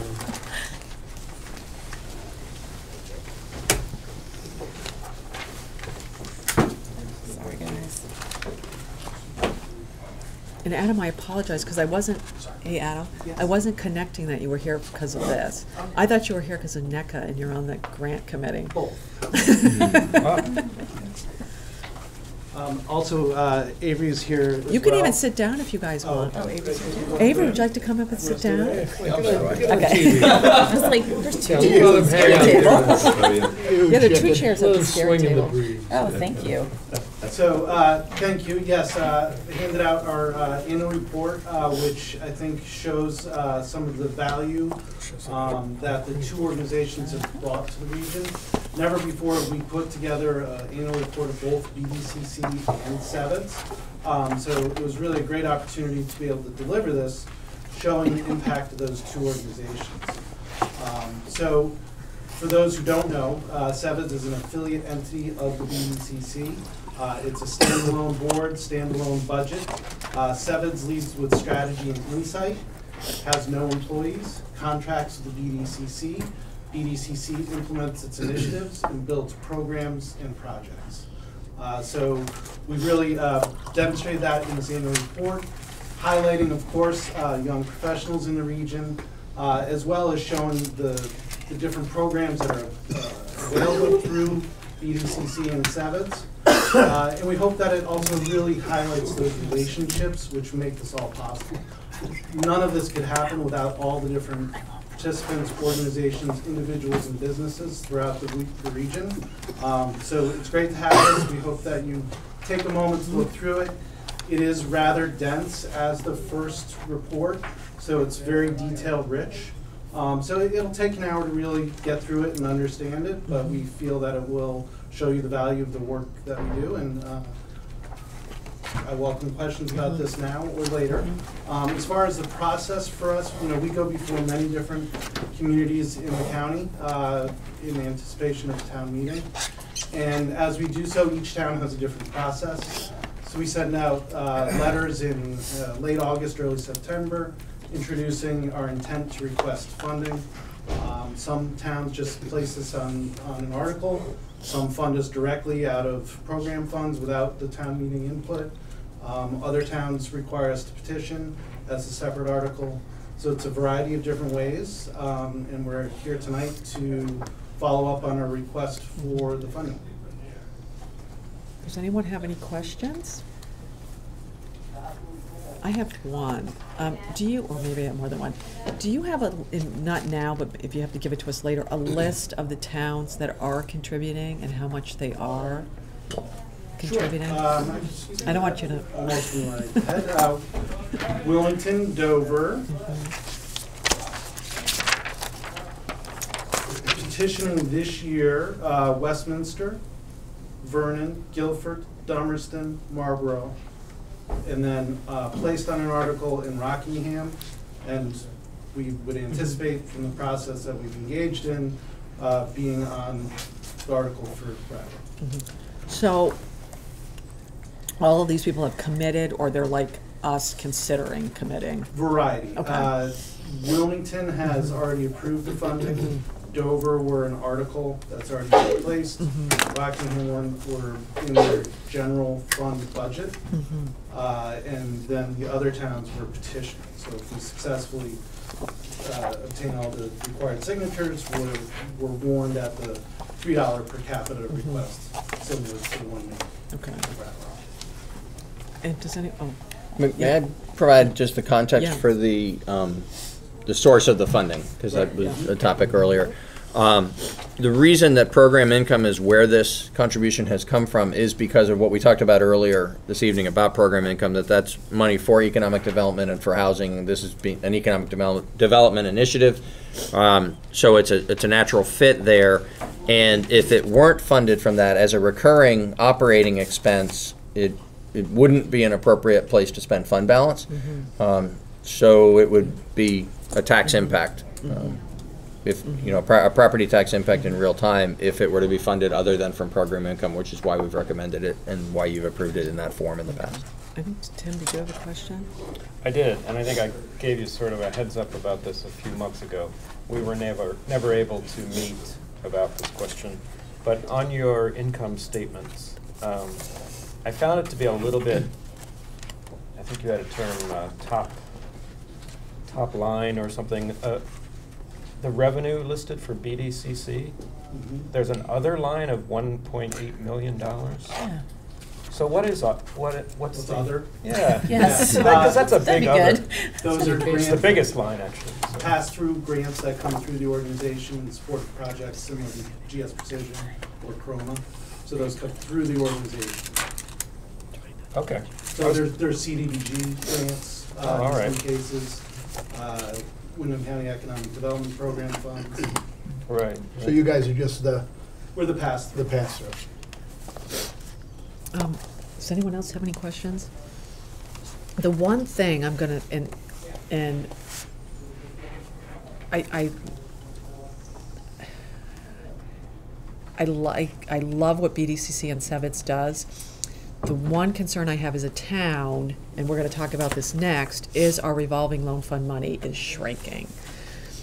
And one of the things, and I think this came up last year, one of the things that Brattleboro does that other towns like Dover and Vernon and everything don't do, is we take our program income money and actually lend it directly to businesses. And that's why we're obviously in the situation we are, where we have very limited funds and program income. So, and that's sort of where, you know, I know last year you folks wanted $3 and we ended up doing like $2. And I think it was because it's not a lack of commitment in economic development for the town. In fact, we're highly committed to economic development. And I don't think we have, I asked, but I didn't know we were going to talk about it in this in depth at the last meeting, at this meeting, was to get a list of money that we have committed to, you know, this cycle. Okay. You know, so that we could look at, because we commit a healthy, you know, amount of money to economic development projects. So that's sort of where I struggle with this, because we do have a way that we contribute directly, and some of them, as we know, we're going to talk about it next, some of the money that we lend out, we've had, unfortunately, a couple of projects this year that we're not going to get that money back. To a quite healthy amount of money too that we're not going to get back. So I struggle with this, and I work with you folks at BDCC and Sevitz, so I understand what you do. It's not a lack of that. It's sort of looking at it from a town perspective that we do put a lot of money into economic development. So I always struggle with that, and I think that for me, the conversation we're going to have next that involves NECCA, which involves the revolving loan fund, is really sort of pivotal for me making the decision about what we're talking about here. Because we're down to, and again, we'll talk, I'm sort of talking about something that no one else is knowing what we're talking about because we haven't talked about it yet, which we're going to talk about next. Just a quick comment. For a long time, very little money. I'm sure Kim will have, she probably has the numbers in memory. But for many years, we hardly gave out any of these loans. And recently, we've been doing a lot of it, and a lot of it have been really successful, and the communities, the businesses have grown, and they've taken on employees and expanded, and it's worked exactly. But we've had a couple of bumps just now, which is likely to happen. Yeah, and it's but the reason rare. that the fund is so low is because we've made really lots of really good solid loans. Yeah, but and I don't want to. You're right. It is the next conversation. Yeah, and I don't want to imply that the town is making bad loans. We're actually making. I see Avery sitting there. Hermit Thrush Brewery got some money. $3 a head, though. Yeah. He would like that. It's a very different. Yeah. Oh, come on up. No, I pointed at you. Go to So the fun This is table. going to be a good conversation. Lots of support. Oh, good. So I just think, I'm on the board of Sevens, full disclosure, but I really do think that they're doing a different kind of work than direct loans to businesses, and it's really working on the structural economic development that needs to be done. It's great to have strong businesses and give out those loans and help developing businesses, but we also need to work, and a lot of the work that Sevens is doing is focusing on making an environment where that economic development is going to thrive, so we have more of those opportunities for more businesses to grow. And I think just focusing on a dollar amount and not exactly where that money is going is doing a disservice to the economic development in the region. That's me. Thank you. So, may I just address a couple of comments, Kate? Yeah. Other towns do loan money, so Rockingham loans direct to Right. businesses, Wilmington loans direct to businesses. So that notion of how to use the funds, they're not as successful in deploying the funds as Brattleboro has been in recent years, certainly. Yeah. So there is definite demand for the funds, we get that, but again, for us in our request, not having been prepared to be placed in comparison to what was available for that fund at this point in the venture, I don't know how, Peter and I have communicated on this, how we could present this differently, other than the program funds. If we, had time, as in other communities, we petition to be just a simple article. There's a variety of ways that we could bring that to you. So, given that we're having that conversation today, I hope that would be considered. And also shown in here, we show that we have for every dollar invested in BDCC and Sevens, we return $38. So it's a big use. We're leveraging those funds, you're investing, we're turning that $1 into $38 to the benefit of Wyndham County. So Laura Sevilla joined me late. She's coming from one of our other communities tonight. So we have just been presenting the annual report and talking about our request. And I know we have always, and I'm sorry if I duplicate something that's already been said, but I know we've always worked with Brattleboro in terms of program income for economic development, because that was the most obvious match for funding this regional effort. But if that is something that is in question, whether or not there are funds available in the program, other communities do put this on just as a warning item for the voters to discuss. And so, I mean, that's something that we defend in a lot of towns. We take that opportunity to come in and talk to people and say, these are tax dollars, and we want to make the case for the investment. We're not afraid to make the case for the investment. But it would be kind of thing for us to petition at this point, I think. Heavy lift. Yeah. All right, does anyone else have any more questions for Adam or Laura, since they're sitting right here with us? Not at this time. We're going to discuss it again. Yeah. I mean, so does everybody, I'm just going to get a sense of the board, that we move this to next week as well so we can get some more information? I mean, I'd like to see. Because unless we feel comfortable after the grant conversation to go ahead and decide tonight. Yeah, I agree with that. Yeah, either way. Yeah. Okay. Or both ways. Okay. Okay.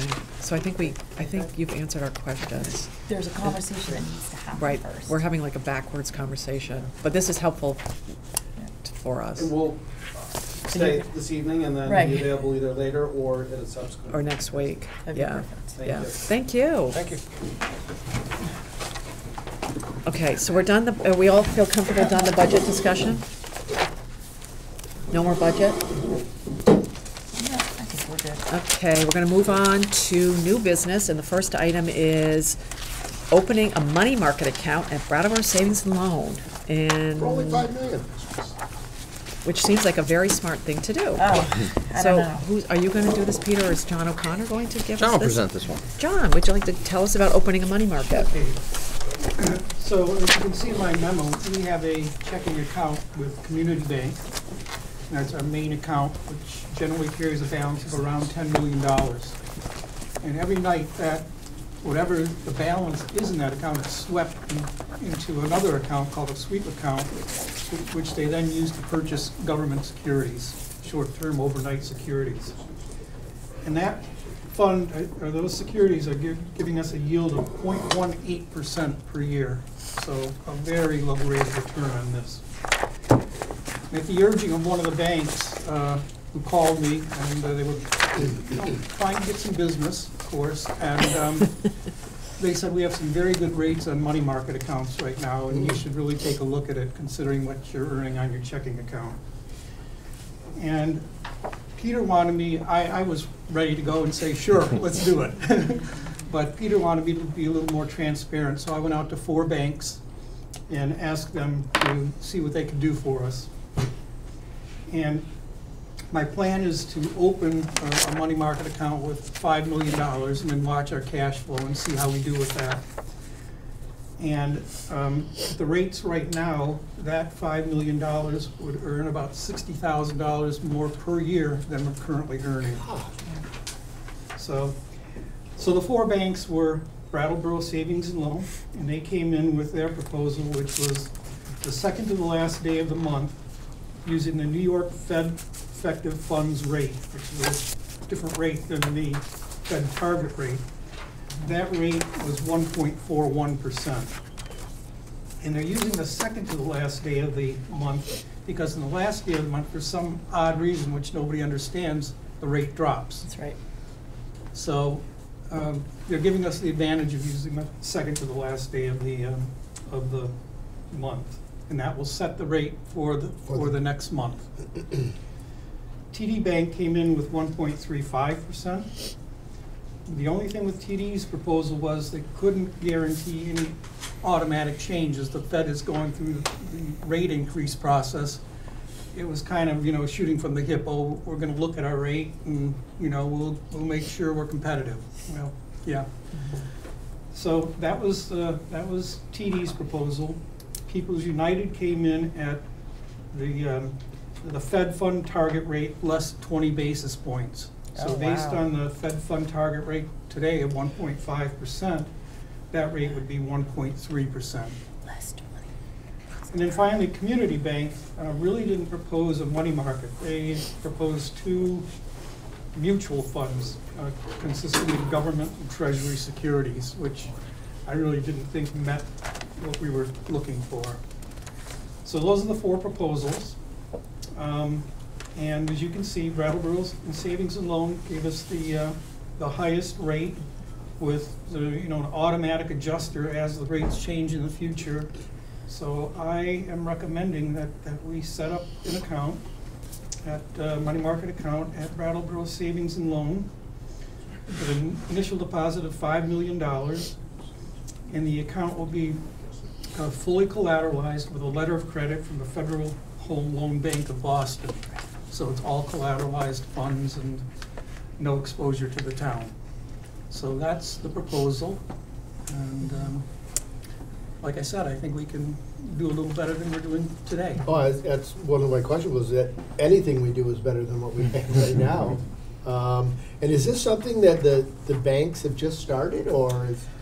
Yeah, the rates have just started to move a little bit, and so it makes they're getting a little more aggressive in promoting, right, and offering a little better rate. And Community has been pretty slow in adjusting their rate, and so. But these fluctuate, right? The 1.41 can. That will fluctuate. That can do whatever the. Right. So if the Fed raises the rate another 0.5%, or another 1/4%, it will go up in conjunction with whatever the Fed decides to do. So this is locked into the Fed. Yep. Yeah. John, when you mentioned the TD Bank, you said there's no adjustment. Is that what consumers know as like a locked rate? Yeah, it would be like the People's, where it's a it takes the target rate less 20 basis points. That's kind of a locked-in adjusted. But it's locked, but it's still tied to the Fed rate. Still tied to the Fed rate. That's what I wasn't sure. Yeah, with TD, there was no guarantee. So the Fed could raise the rate, and they could say, well, we're not going to do it. We're not going to change our rate. Seems like a no-brainer. Yeah, Dan wanted to be here tonight, Dan Yates, but he has bronchitis, and he asked me to express his apologies for not coming, and I told him we were grateful he didn't. Randy, do you have any further comments considering your experience in this area? Well, I mean, I'm sworn to confidentiality on most notes. I'm just glad to see us, move as local as possible, on top of the fact that it's clearly better for our money. It's also, we don't have to worry about shady investment portfolios or anything weird. It's just good community reinvestment, so. That was a little softball I threw you. I know. It's okay. Well, I moved, are we set for a? Oh, yeah. Anyone in the public have any comments or questions about us, the town of Brattleboro, opening a money market account? Okay, John. I move to authorize Finance Director John O'Connor to open a money market account at Brattleboro Savings and Loan with an initial deposit of $5 million. We have a motion to authorize our finance director to open a money market account at Brattleboro Savings and Loan with an initial deposit of $5 million. All those in favor, please say aye. Aye. Anyone opposed? Motion carries 5-0. Can I put a friendly amendment on that I can access it? You can access it. John can have a debit card. Thanks, John. Anybody? Next up, we're going to talk about accepting and appropriating a grant for Tri-Park. And I'm assuming our town manager wants to tell us about this. Thank you. So this is one that took us a little bit longer to get in front of you than we had hoped for, primarily because of uncertainty at the state level about what was going to continue coming or not from Washington related to the community development block grant money. So we've had a plan now for over a year between the state community development program, the Vermont Housing and Conservation Trust, and the town and Tri-Park, all in conjunction looking at how to collaborate on a master plan for Tri-Park. Tri-Park is the cooperative that owns and operates, self-manages the 3 large mobile home parks, or actually I should say the 3 mobile home parks in Brattleboro, one of which is a very large park at Mountain Home, and then 2 smaller ones at Black Mountain and at Glen Street. There's been a long-standing relationship, partnership in this since the cooperative was begun. The town has collaborated with them on the installation of utility services there. We backstopped the loan for the utility bond. We've also been partners in various other efforts in conjunction with Tri-Park and with the state. What this specifically addresses is the need to relocate some of the mobile homes that are down in the floodplain. Some were damaged beyond repair during Irene and were not allowed to be rebuilt on the same site. There are a number of additional ones that were not damaged beyond repair in Irene but are still in harm's way. So for the safety of the people who live in those homes and for the long-term viability of Tri-Park as an enterprise, we need to develop a master plan that will allow the relocation of those out of that area so that we meet the floodplain requirements for what is and is not allowed for residences in that type of a setting, but at the same time don't have the immediate irreversible impact of that be just less revenue from the rental of those pads. So there's a combined effort here to do the right thing in terms of the flood protection and the environmental approach with the long-term financial viability of Tri-Park. It's an important endeavor. It's one that we've already committed ourselves to. I don't recall whether it was this select board or it may have been the last year's select board approved $40,000 of town funding for this program because of the importance of moving forward with the master planning process. So we'll be funding half of the cost, the estimated $80,000 cost of this work, in addition to being directly involved. Several staff members will be directly involved in the work as it proceeds. But there is $10,000 also coming from VHCB, right? And then the last piece of the funding in order to be able to move forward with this is the one that is now able to be funded by the state, the loan that's, or grant rather, that's before you this evening, which is a $30,000 grant from the Vermont Community Development Program. Right. So we recommend your approval. Yeah, and the $30,000 is not Brattleboro taxpayer dollars. That's correct. It's the $40,000 that was already appropriated, was actually also from program income. Okay. So it's all the same type of money. Right. $40,000 of it is coming from our fund that we manage that we've been talking about in multiple different contexts tonight. And then the $30,000 would be the same type of money, but new money coming from the federal government through the state government to the town, coming as a grant. So it won't it won't in the future replenish program income at all, but it will serve the purpose of moving this important planning process forward.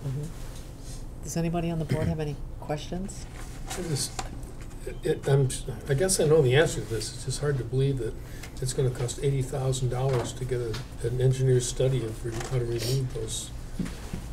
It's amazing. Part of that is for a consultant to actually lead a planning process that's going to include not just the parties I've mentioned, but the general public as well. So there'll be a community engagement part of this, and then part of it is engineering work. I'm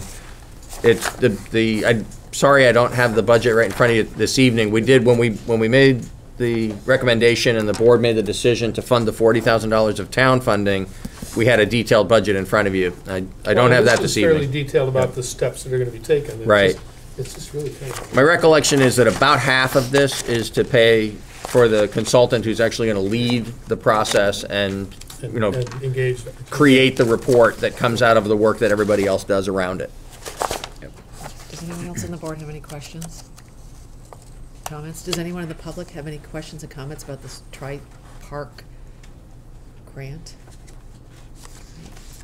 Would somebody like to make a motion? I move we accept and appropriate a planning grant from the Vermont Community Development Program in the amount of $30,000 for preparation of a Tri-Park master plan, and authorize the town manager to execute the grant agreement and adopt the grant agreement resolution. Okay, we have a motion regarding a planning grant for Tri-Park. All those in favor, please say aye. Aye. Aye. Anyone opposed? Motion carries 5-0. Next up is a farm tax stabilization agreement with Ross Thurber and Amanda Ellis Thurber. I'm assuming the town manager is going to tell us about it. Yes, ma'am. So Brattleboro has a program that, if it's not unique in the state, it is at least unusual, where we have a locally administered program that encourages keeping agricultural lands in agricultural use. Started decades ago. It's been an important commitment from the community. It's been reiterated in each of the different town plan updates, and we feel the positive effects of having agriculture continue in our community, not just in the preservation of land that is relatively more open and undeveloped in certain parts out at the edges of our community, but also in the fabric of the community and the ways in which the farms are engaged in community life and the farmers market and other different types of activities that go on because the farms are here and are continuing to function as farms as opposed to just preserved open space. So in that program, there's statewide a program called Current Use where people can get some tax relief for maintaining agricultural uses or good practices on these kinds of lands. But in Brattleboro, we actually have a program that's got some rigorous standards you have to adhere to. But if you can prove that you're actually farming the land, not just preserving it as open space, then the owners of that property are entitled to a tax exemption. So it's called, because it always has been, the Farm Tax Stabilization Program. But it actually, unlike the tax stabilization that you're more familiar with related to economic development projects, where it's a temporary partial tax relief. In this case, these properties are actually tax exempt as long as they can continue to meet the standards of the program. One of those standards, for instance, is that at least half of the household income has to come from the agricultural uses of the land, and there's a few others as well. And an additional one actually is that in addition to farming the land, they have to allow the land to be open for public use. So in the portions of these farms that are wooded at the edges of the properties and so on, there's trails on all these different ones. There's I believe 6. John has left. I'm Yep. looking down at other John, but he's not there to confirm. I'm pretty sure there are 6 separate properties that are still participating in this program here in the town. The one that's before you tonight is the Thurber property, where there's, of course, the large operation that the Thurber family has been owning and operating as a farm for generations. The next generation of Thurbers is on the land and expanding the farming that's going on there. And so we have Ross Thurber and Amanda Ellis Thurber, who have actually purchased some additional land, and in conjunction with the farming that's going on the family homestead property, are actually expanding the footprint of active farming land there at the farm out in West Brattleboro. And so they've been through the program, through the process of applying for the Farm Tax Stabilization Program to be expanded from what already exists on the parent parcel to extend to this land as well.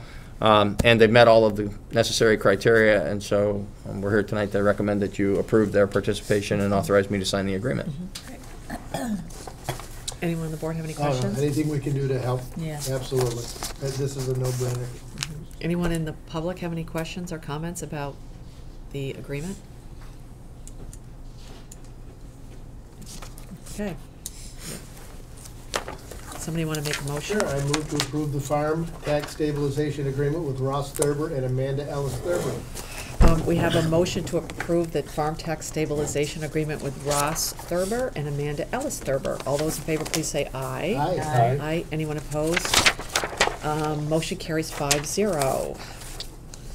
Now we have a small business assistance program loan to the New England Center for Circus Arts. And I don't know who is talking about this. Here, Come on up. right in front of us. Bring some chairs. Yeah, you can have as many people as you like.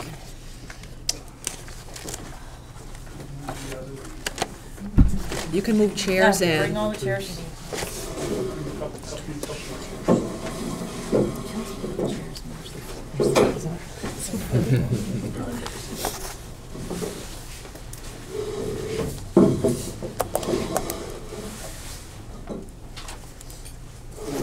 Speak, or do you have questions, or? Tell us what, pretend we don't have anything in. Ms. Anderson said you just want to look at us. Yeah, we just want to stare at you.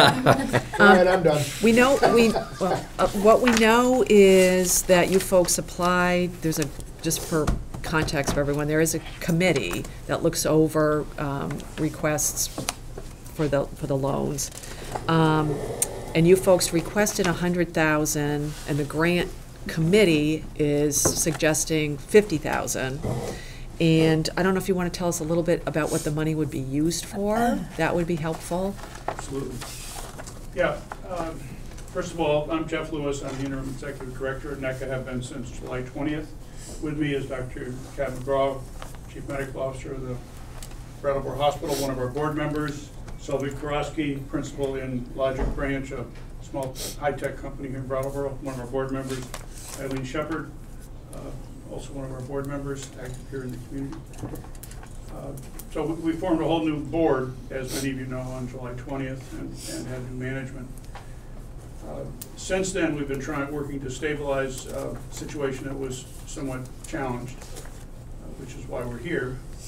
So the best way to summarize it is actually from two reports in the Reformer in the last 2 days. Last Saturday, they said on it's one of the annual highlights that NECCA is doing well and strong. And then today they said we're approaching you to borrow money. So both of those are true. We've seen our registrations for recreational classes up by 20% in the fall. We're seeing very strong registration for our winter terms. We have 35 professional training program students registered as of September who are in program. We are, by the way, the best professional training program in the United States of America. There's no question about that. And we're very proud and we intend to keep it that way. However, all of those things are true. However, when we stepped in on July 20th, there was a small amount of money in the bank and a payroll due in a few days. We have been cash challenged since that time. We've raised over $125,000 in contributions in addition to what we earned from our classes and courses. Even so, our cash position with the new building, which adds additional expenses to our budget, our cash challenge over the next couple of years is, because we didn't have deep reserves, is pretty difficult. So we're trying to rebuild that. We've approached BSNL, which is our primary lender, with whom we have a line of credit, asked for an increase in that line. We wanted to talk to the town. We've originally been told that there might be $100,000 available. That's why our request was for that number. We didn't just pick the number out of the air. And then, as you will discuss later, things happen, meaning less was available. So that's why the number is what it is. So that's where we are. We're trying to create enough working capital that we can, over the next couple of years, strengthen our earnings and our revenue to the point where we can, frankly, satisfy all our costs, grow the business, continue to be, as I said, the best circus school in the country, and a credit to Brattleboro. We think, hope we don't have to go into all that. We're a credit to Brattleboro, to the region, and we attract and satisfy young people who want to be in this area. Great.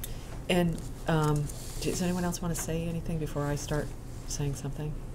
I would just add that one of my attractions in getting involved with this is that in Vermont, we really need to work on growing our economy, as we all know and as you've discussed so much this evening. And I really feel that, you know, this investment in NECCA, and both from my own personal standpoint and time and energy, but also from the community itself, is really an economic investment that's really essential for Vermont's future. We have to look at these kinds of investments. It turns out, just to let you know, that Kat was an economic development professional before she was a doctor. She had a good background before she went into medicine. That's true. That's all I'm going to say. And I want to put in context for the board and for the public. We're talking, and we've sort of been talking about this, the fund that this money would come from is the money that the town gets from the Community Development Block Grant Program, which is the federal money that comes to the state and comes to the town, revolves out, we get to keep some of it, the rest of it goes back. And I don't know if Kim or Peter can talk to us about how much money is in that fund right now, because that's another big issue. So as of right now, there's just shy of $400,000 in the fund. $250,000 of that is currently set aside for a prior commitment the town has made to an intended expansion and further development at the Commonwealth Dairy. So that leaves $150,000. The recommendation from the loan committee is to approve this evening $50,000 as a loan to NECCA, which would leave $99,000 and change, just under $100,000 in the fund, and that's lower than it's been in quite a while, which is both constraining the recommendation that's before you tonight and causing the other conversations we're having around potential uses of program income to be more challenging for us. The reason for that is we've had one instance of a default recently, and another situation that looks like it's going to end up in a default, but we're not quite there yet, where there is the default is actually already factored out of the money that I was just describing, but there is a second situation where we're not receiving current payments on a loan. We're in regular communication with the person who owes the money.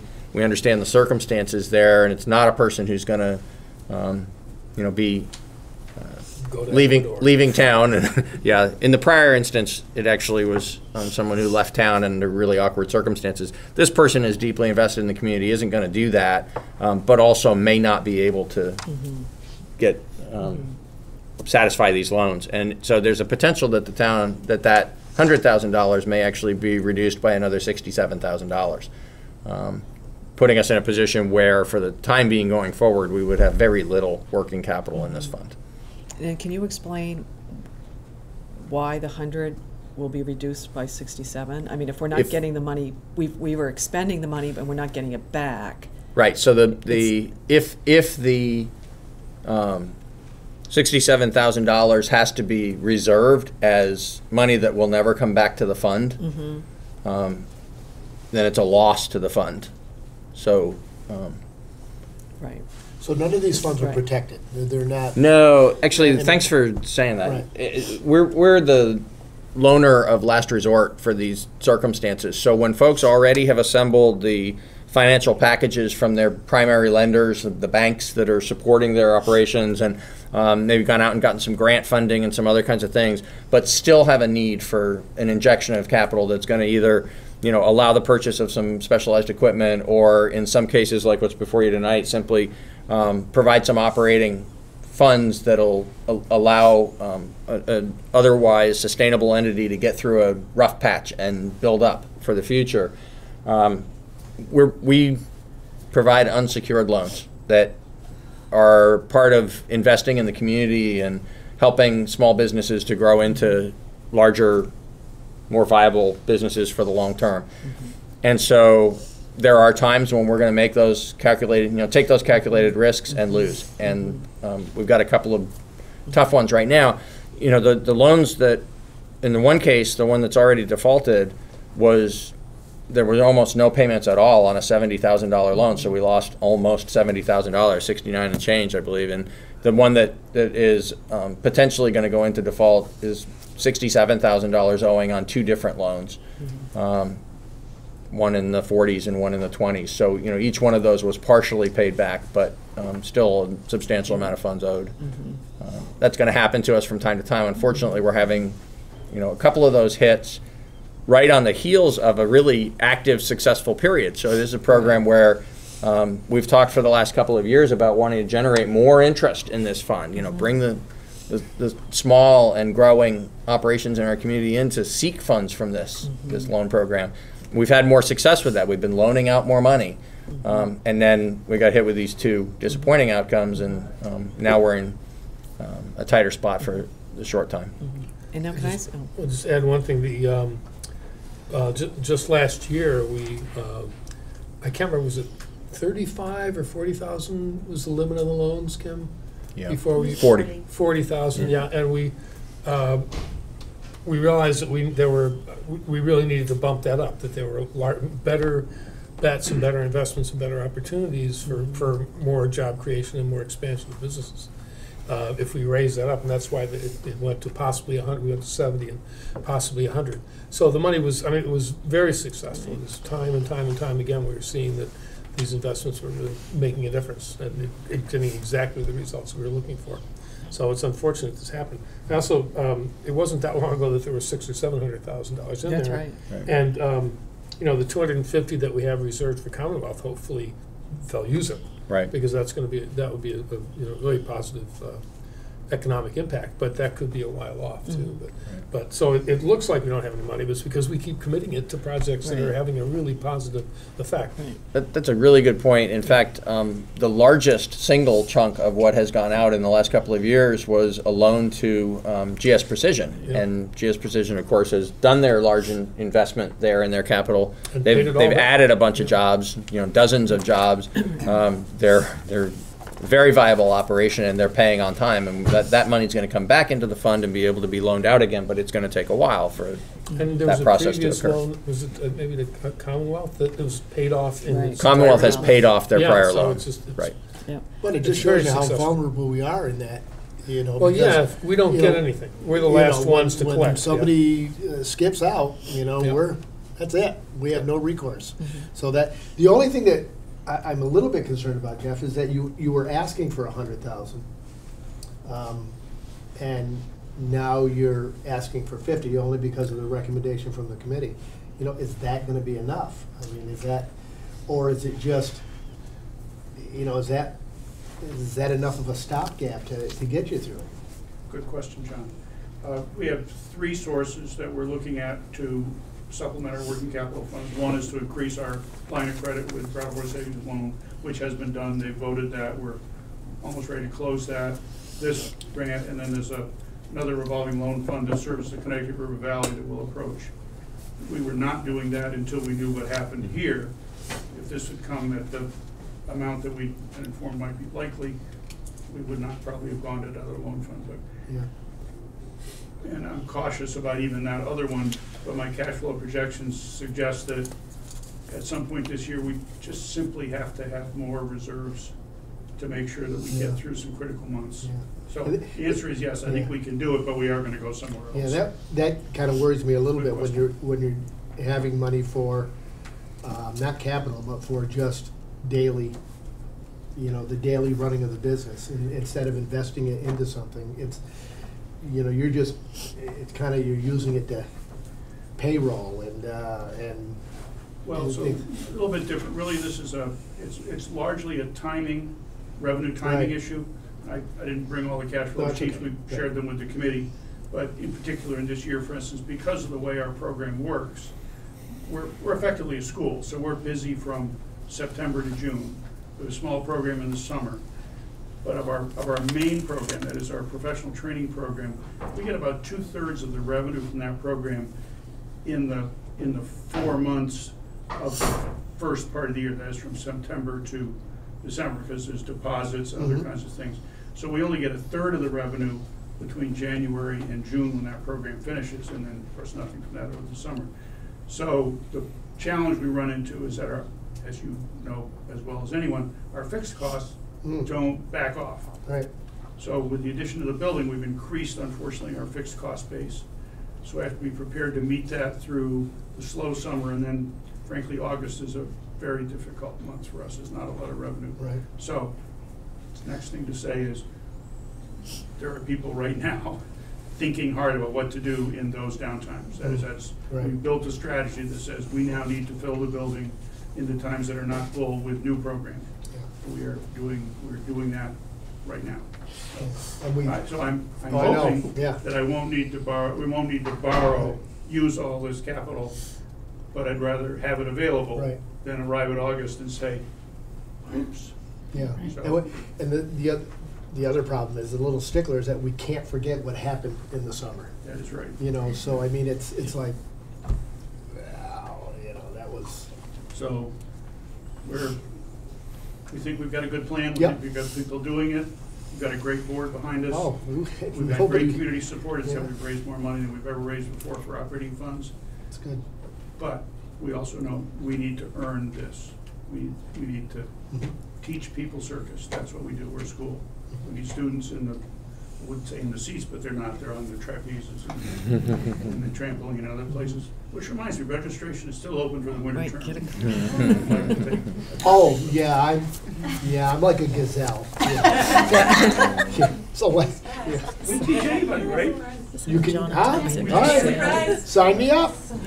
If Kate does it, I'll do it. Okay. That was on the record, right? It's on the record. It's on tape. I've almost got a majority of the board here. We could have voted that. Right.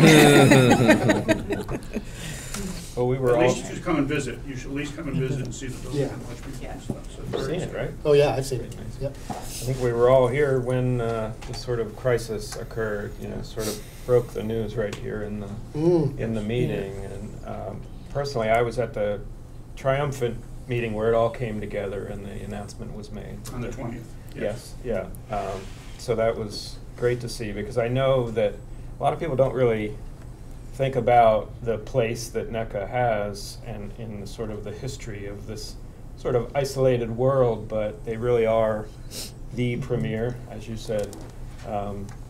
Trapezium certainly. What's the closest that your competitor might be? There's one in Montreal, I know that. Excellent circus school in Montreal. We just remind you that's not the United States. Correct. They're pretty good, but they're not American. Oh, they're not American. Trump's working on that. They're an excellent school. There's another great one in Quebec, but in the United States, Philadelphia, Chicago, Minneapolis, St. Paul, San Francisco, and Seattle are the other large schools that we compare ourselves to. Yeah. So again, we're still the largest professional training program in the country. That's amazing. And the best.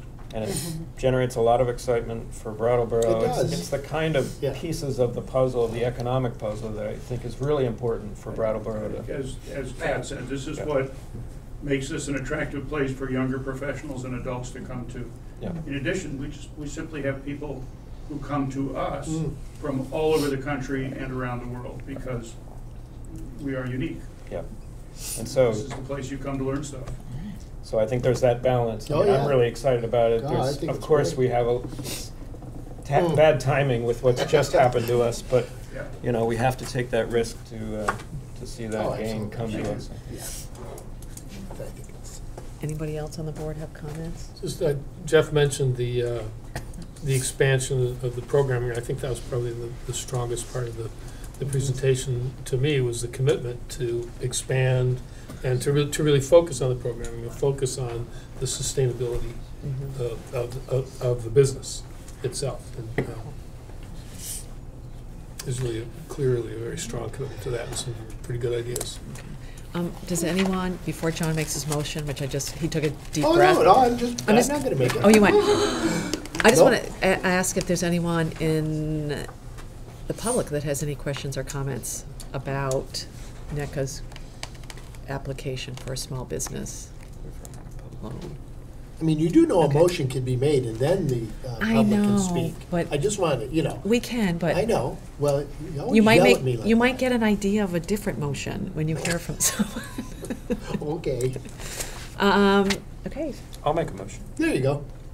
go for it. To approve a small business assistance program loan to New England Center for Circus Arts, Inc. in the amount of $50,000 for 7 years at an interest rate of 3.25%, with terms set forth in the memorandum dated December 21st, 2017, from Grants Manager Kim Ellison.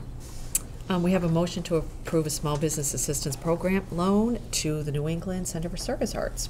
All those in favor, please say aye. Aye. Anyone opposed? Motion carries 5-0. Hey, Kim, you got your name in there. Congratulations. Thank you. Thank you. Well, here, I just put in a little word for Savage.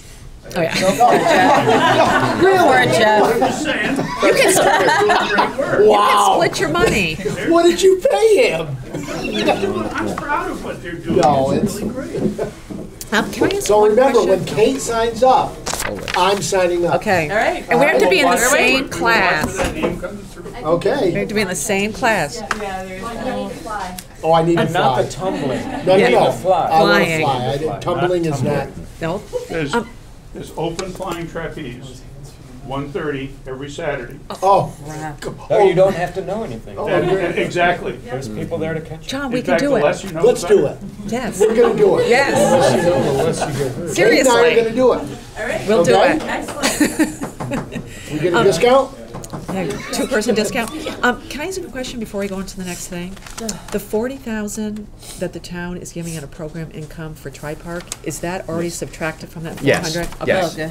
It's already set aside. You previously Okay. authorized. Okay, good.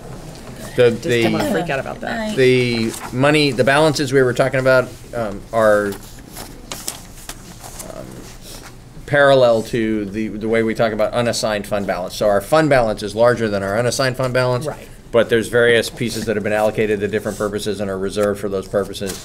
And then there's an amount that's available to be used. Yeah. Okay, And perfect. that's the way we were talking about programming. Okay, perfect. I'm confused about one thing, because it didn't come up at the committee meeting quite the way you described it.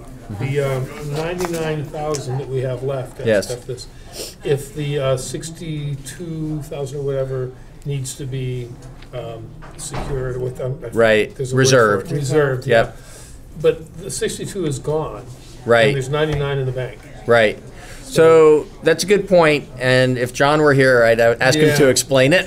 So next We had a conversation earlier today, that wasn't part of the backup, and he specifically said, hey, you need to remind them that That it's not, yeah. that's it's- not part of that calculation, and it'll be an additional negative impact. And I said, yep, I'll be sure to So remind them. So we didn't discuss it any further than that, and frankly, it's an accounting I know, thing, and yeah. I'm sorry I can't explain it, but I'll talk to John tomorrow about it. Thank you. Great. Yep. But does that, so that, are you saying that you take the 100,000 that we now have left, or 99,000, and we have to subtract another 62, so we'd only Yep. be left with Yep. 40? That is what I'm saying, Okay. but we owe you a more Yeah. Yeah. thorough explanation of why that works that way, and I'll ask John to Okay, advise you. okay. We also have there's a regular income too, it's just a few thousand. Right. And I don't even remember the interval of the few thousand. Um, Kim might know that, but, so it Yeah. is, there is money coming into it all, Yes. just less than we had thought would.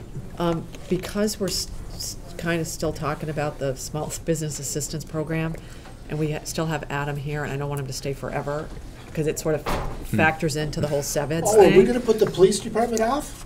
No, just one No. second. Just 1 second. They've got all the time in the world. Yeah. Well, because we're sort of in the budget, we're in the agenda phase where we can talk about this again. How do people feel about the SEVED's money? Do we want to wait until next week? Or what would you like to do? I'm happy to move forward with it. I mean, that's just me, But do you want to find out what John O'Connor means by subtracting 69,000 out of program income? It might be best when we're talking about exactly what the. It might be more than we have in the ask Right. versus the. Right. So if we find out more information next week, we can figure out exactly how much is in the fund, and makes a decision based on how much money we actually have, since we're not 100% clear. Does that make sense? Is that okay with you, Adam? Oh, absolutely. Okay. Do We the could same give you thing. money that we might not have. And I don't think, Okay. we probably won't have to discuss further the value of the No. request. No, it's Certainly, mathematics. we find it. It's the, how much money's in the, yeah, Right, yeah, simple math. yeah. Okay, Thank you. Thanks, Adam. okay. There's more Thank excitement to you. come. You're Time for welcome. the- Do it again next week? Yeah. Star, are you waiting around to lock up? Yeah, somebody has to. Somebody has to. Thank you, Adam.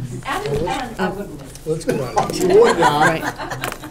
Now we're going to talk about purchasing specialized equipment using a JAG grant funding, the police department. Who's going to talk to us about this? The police I'll department? give a quick or the town summary, and if manager? you want more details about the equipment or the grant program, then both the chief and the captain are here and can provide that to you. But what we have before you is a recommendation to spend part of this year's JAG funding being federal grant funds that are provided to us for particular purposes. When we fill out a JAG application, we have to tell them what we're going to use the money for.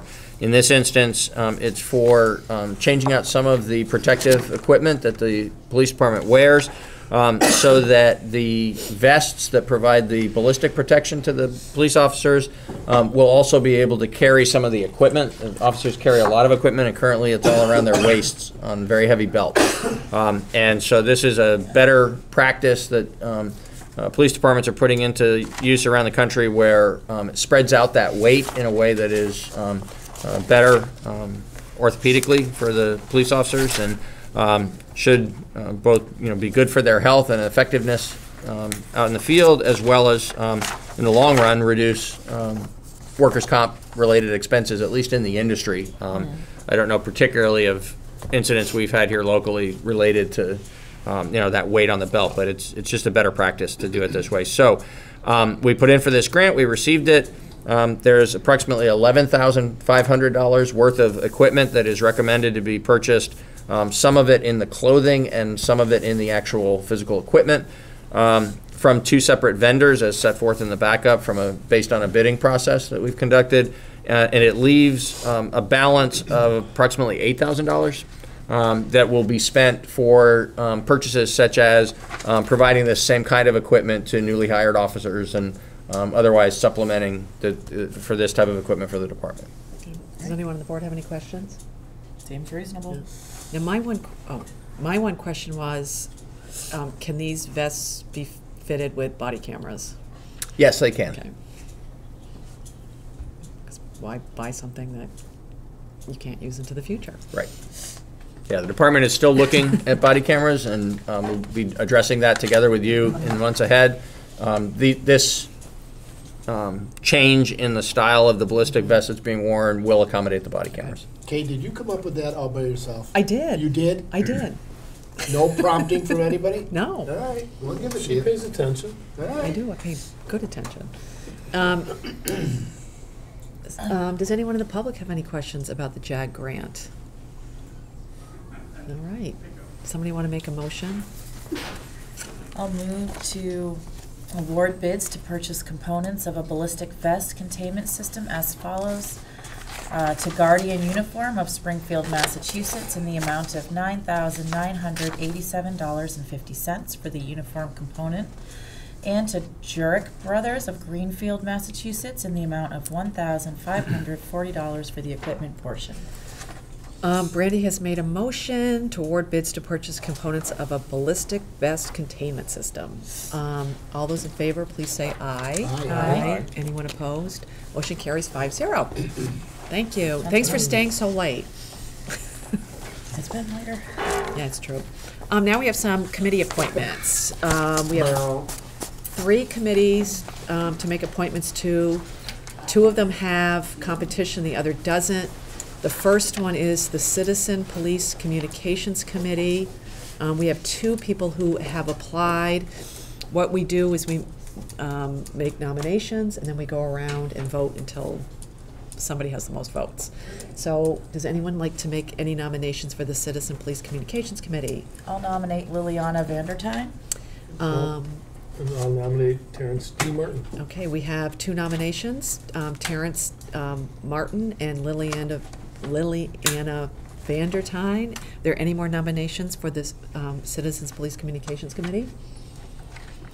Okay, I'm going to do it in the order of the nomination. So all those in favor of Liliana Vandertine, please raise your hand. 5. All those in favor of Terry Martin, please raise your hand. Liliana Vandertine is the person. Vote of 5-2. Next up is the Development Review Committee, an alternate, and the term ends 6/18. We have had 1 person apply. Maya Hasegawa has applied. Would anyone like to make some nominations? Nominate Maya Hasegawa to the Design Review Committee. Do we have any, Alternate for 1 year. 1 year? Do we have any other nominations? No, 1 vacancy. All right. All those in favor of Maya Hasegawa for the Design Review Committee alternate position, please raise your hand. Anyone opposed? Nope. I guess we don't even do opposed, I'm sorry. Fence viewer, we have 2 applicants, and this person by statute must be a legal voter of the town of Brattleboro. The term ends 6/18. We've had 2 applicants and there's 1 position. Would anyone like to nominate anyone? Nominate Frederick Noyes for fence viewer. We have You Frederick gotta jump right Noyes. in there if you want to be heard, buddy. I'll nominate Wendy Collins. Oh, let's see, you messed up, see? It's that late. under the That's table. it. That's it. We're all Sorry. up and down here. Tim, would you like to make any other nominations for fence viewer? Nominate me. Oh, never. You're a fence sitter, not a fence viewer. You are. All right, we have 2 nominations for fence viewer, and I'm I don't gonna, think that's one thing I am. I'm gonna make, we're gonna vote in the order that the motion, or the nominations were made, and the first is Frederick Noyes. All those in favor of Frederick Noyes, please raise your hand. All those in favor of Wendy Collins, please raise your hand. All right. Frederick years? Noyes is the new fence viewer. With that, we have completed our agenda. Would someone like to make a, Tim, would you like to make a motion? Oh, yeah. Terry Martin said he really wanted to be on the police. No, Traffic on the one. traffic Traffic safety. safety. We can't get him on. I mean, I hate to, there's all this energy. Can't use our clout to get them on there. There's not an open. There isn't there, but there is a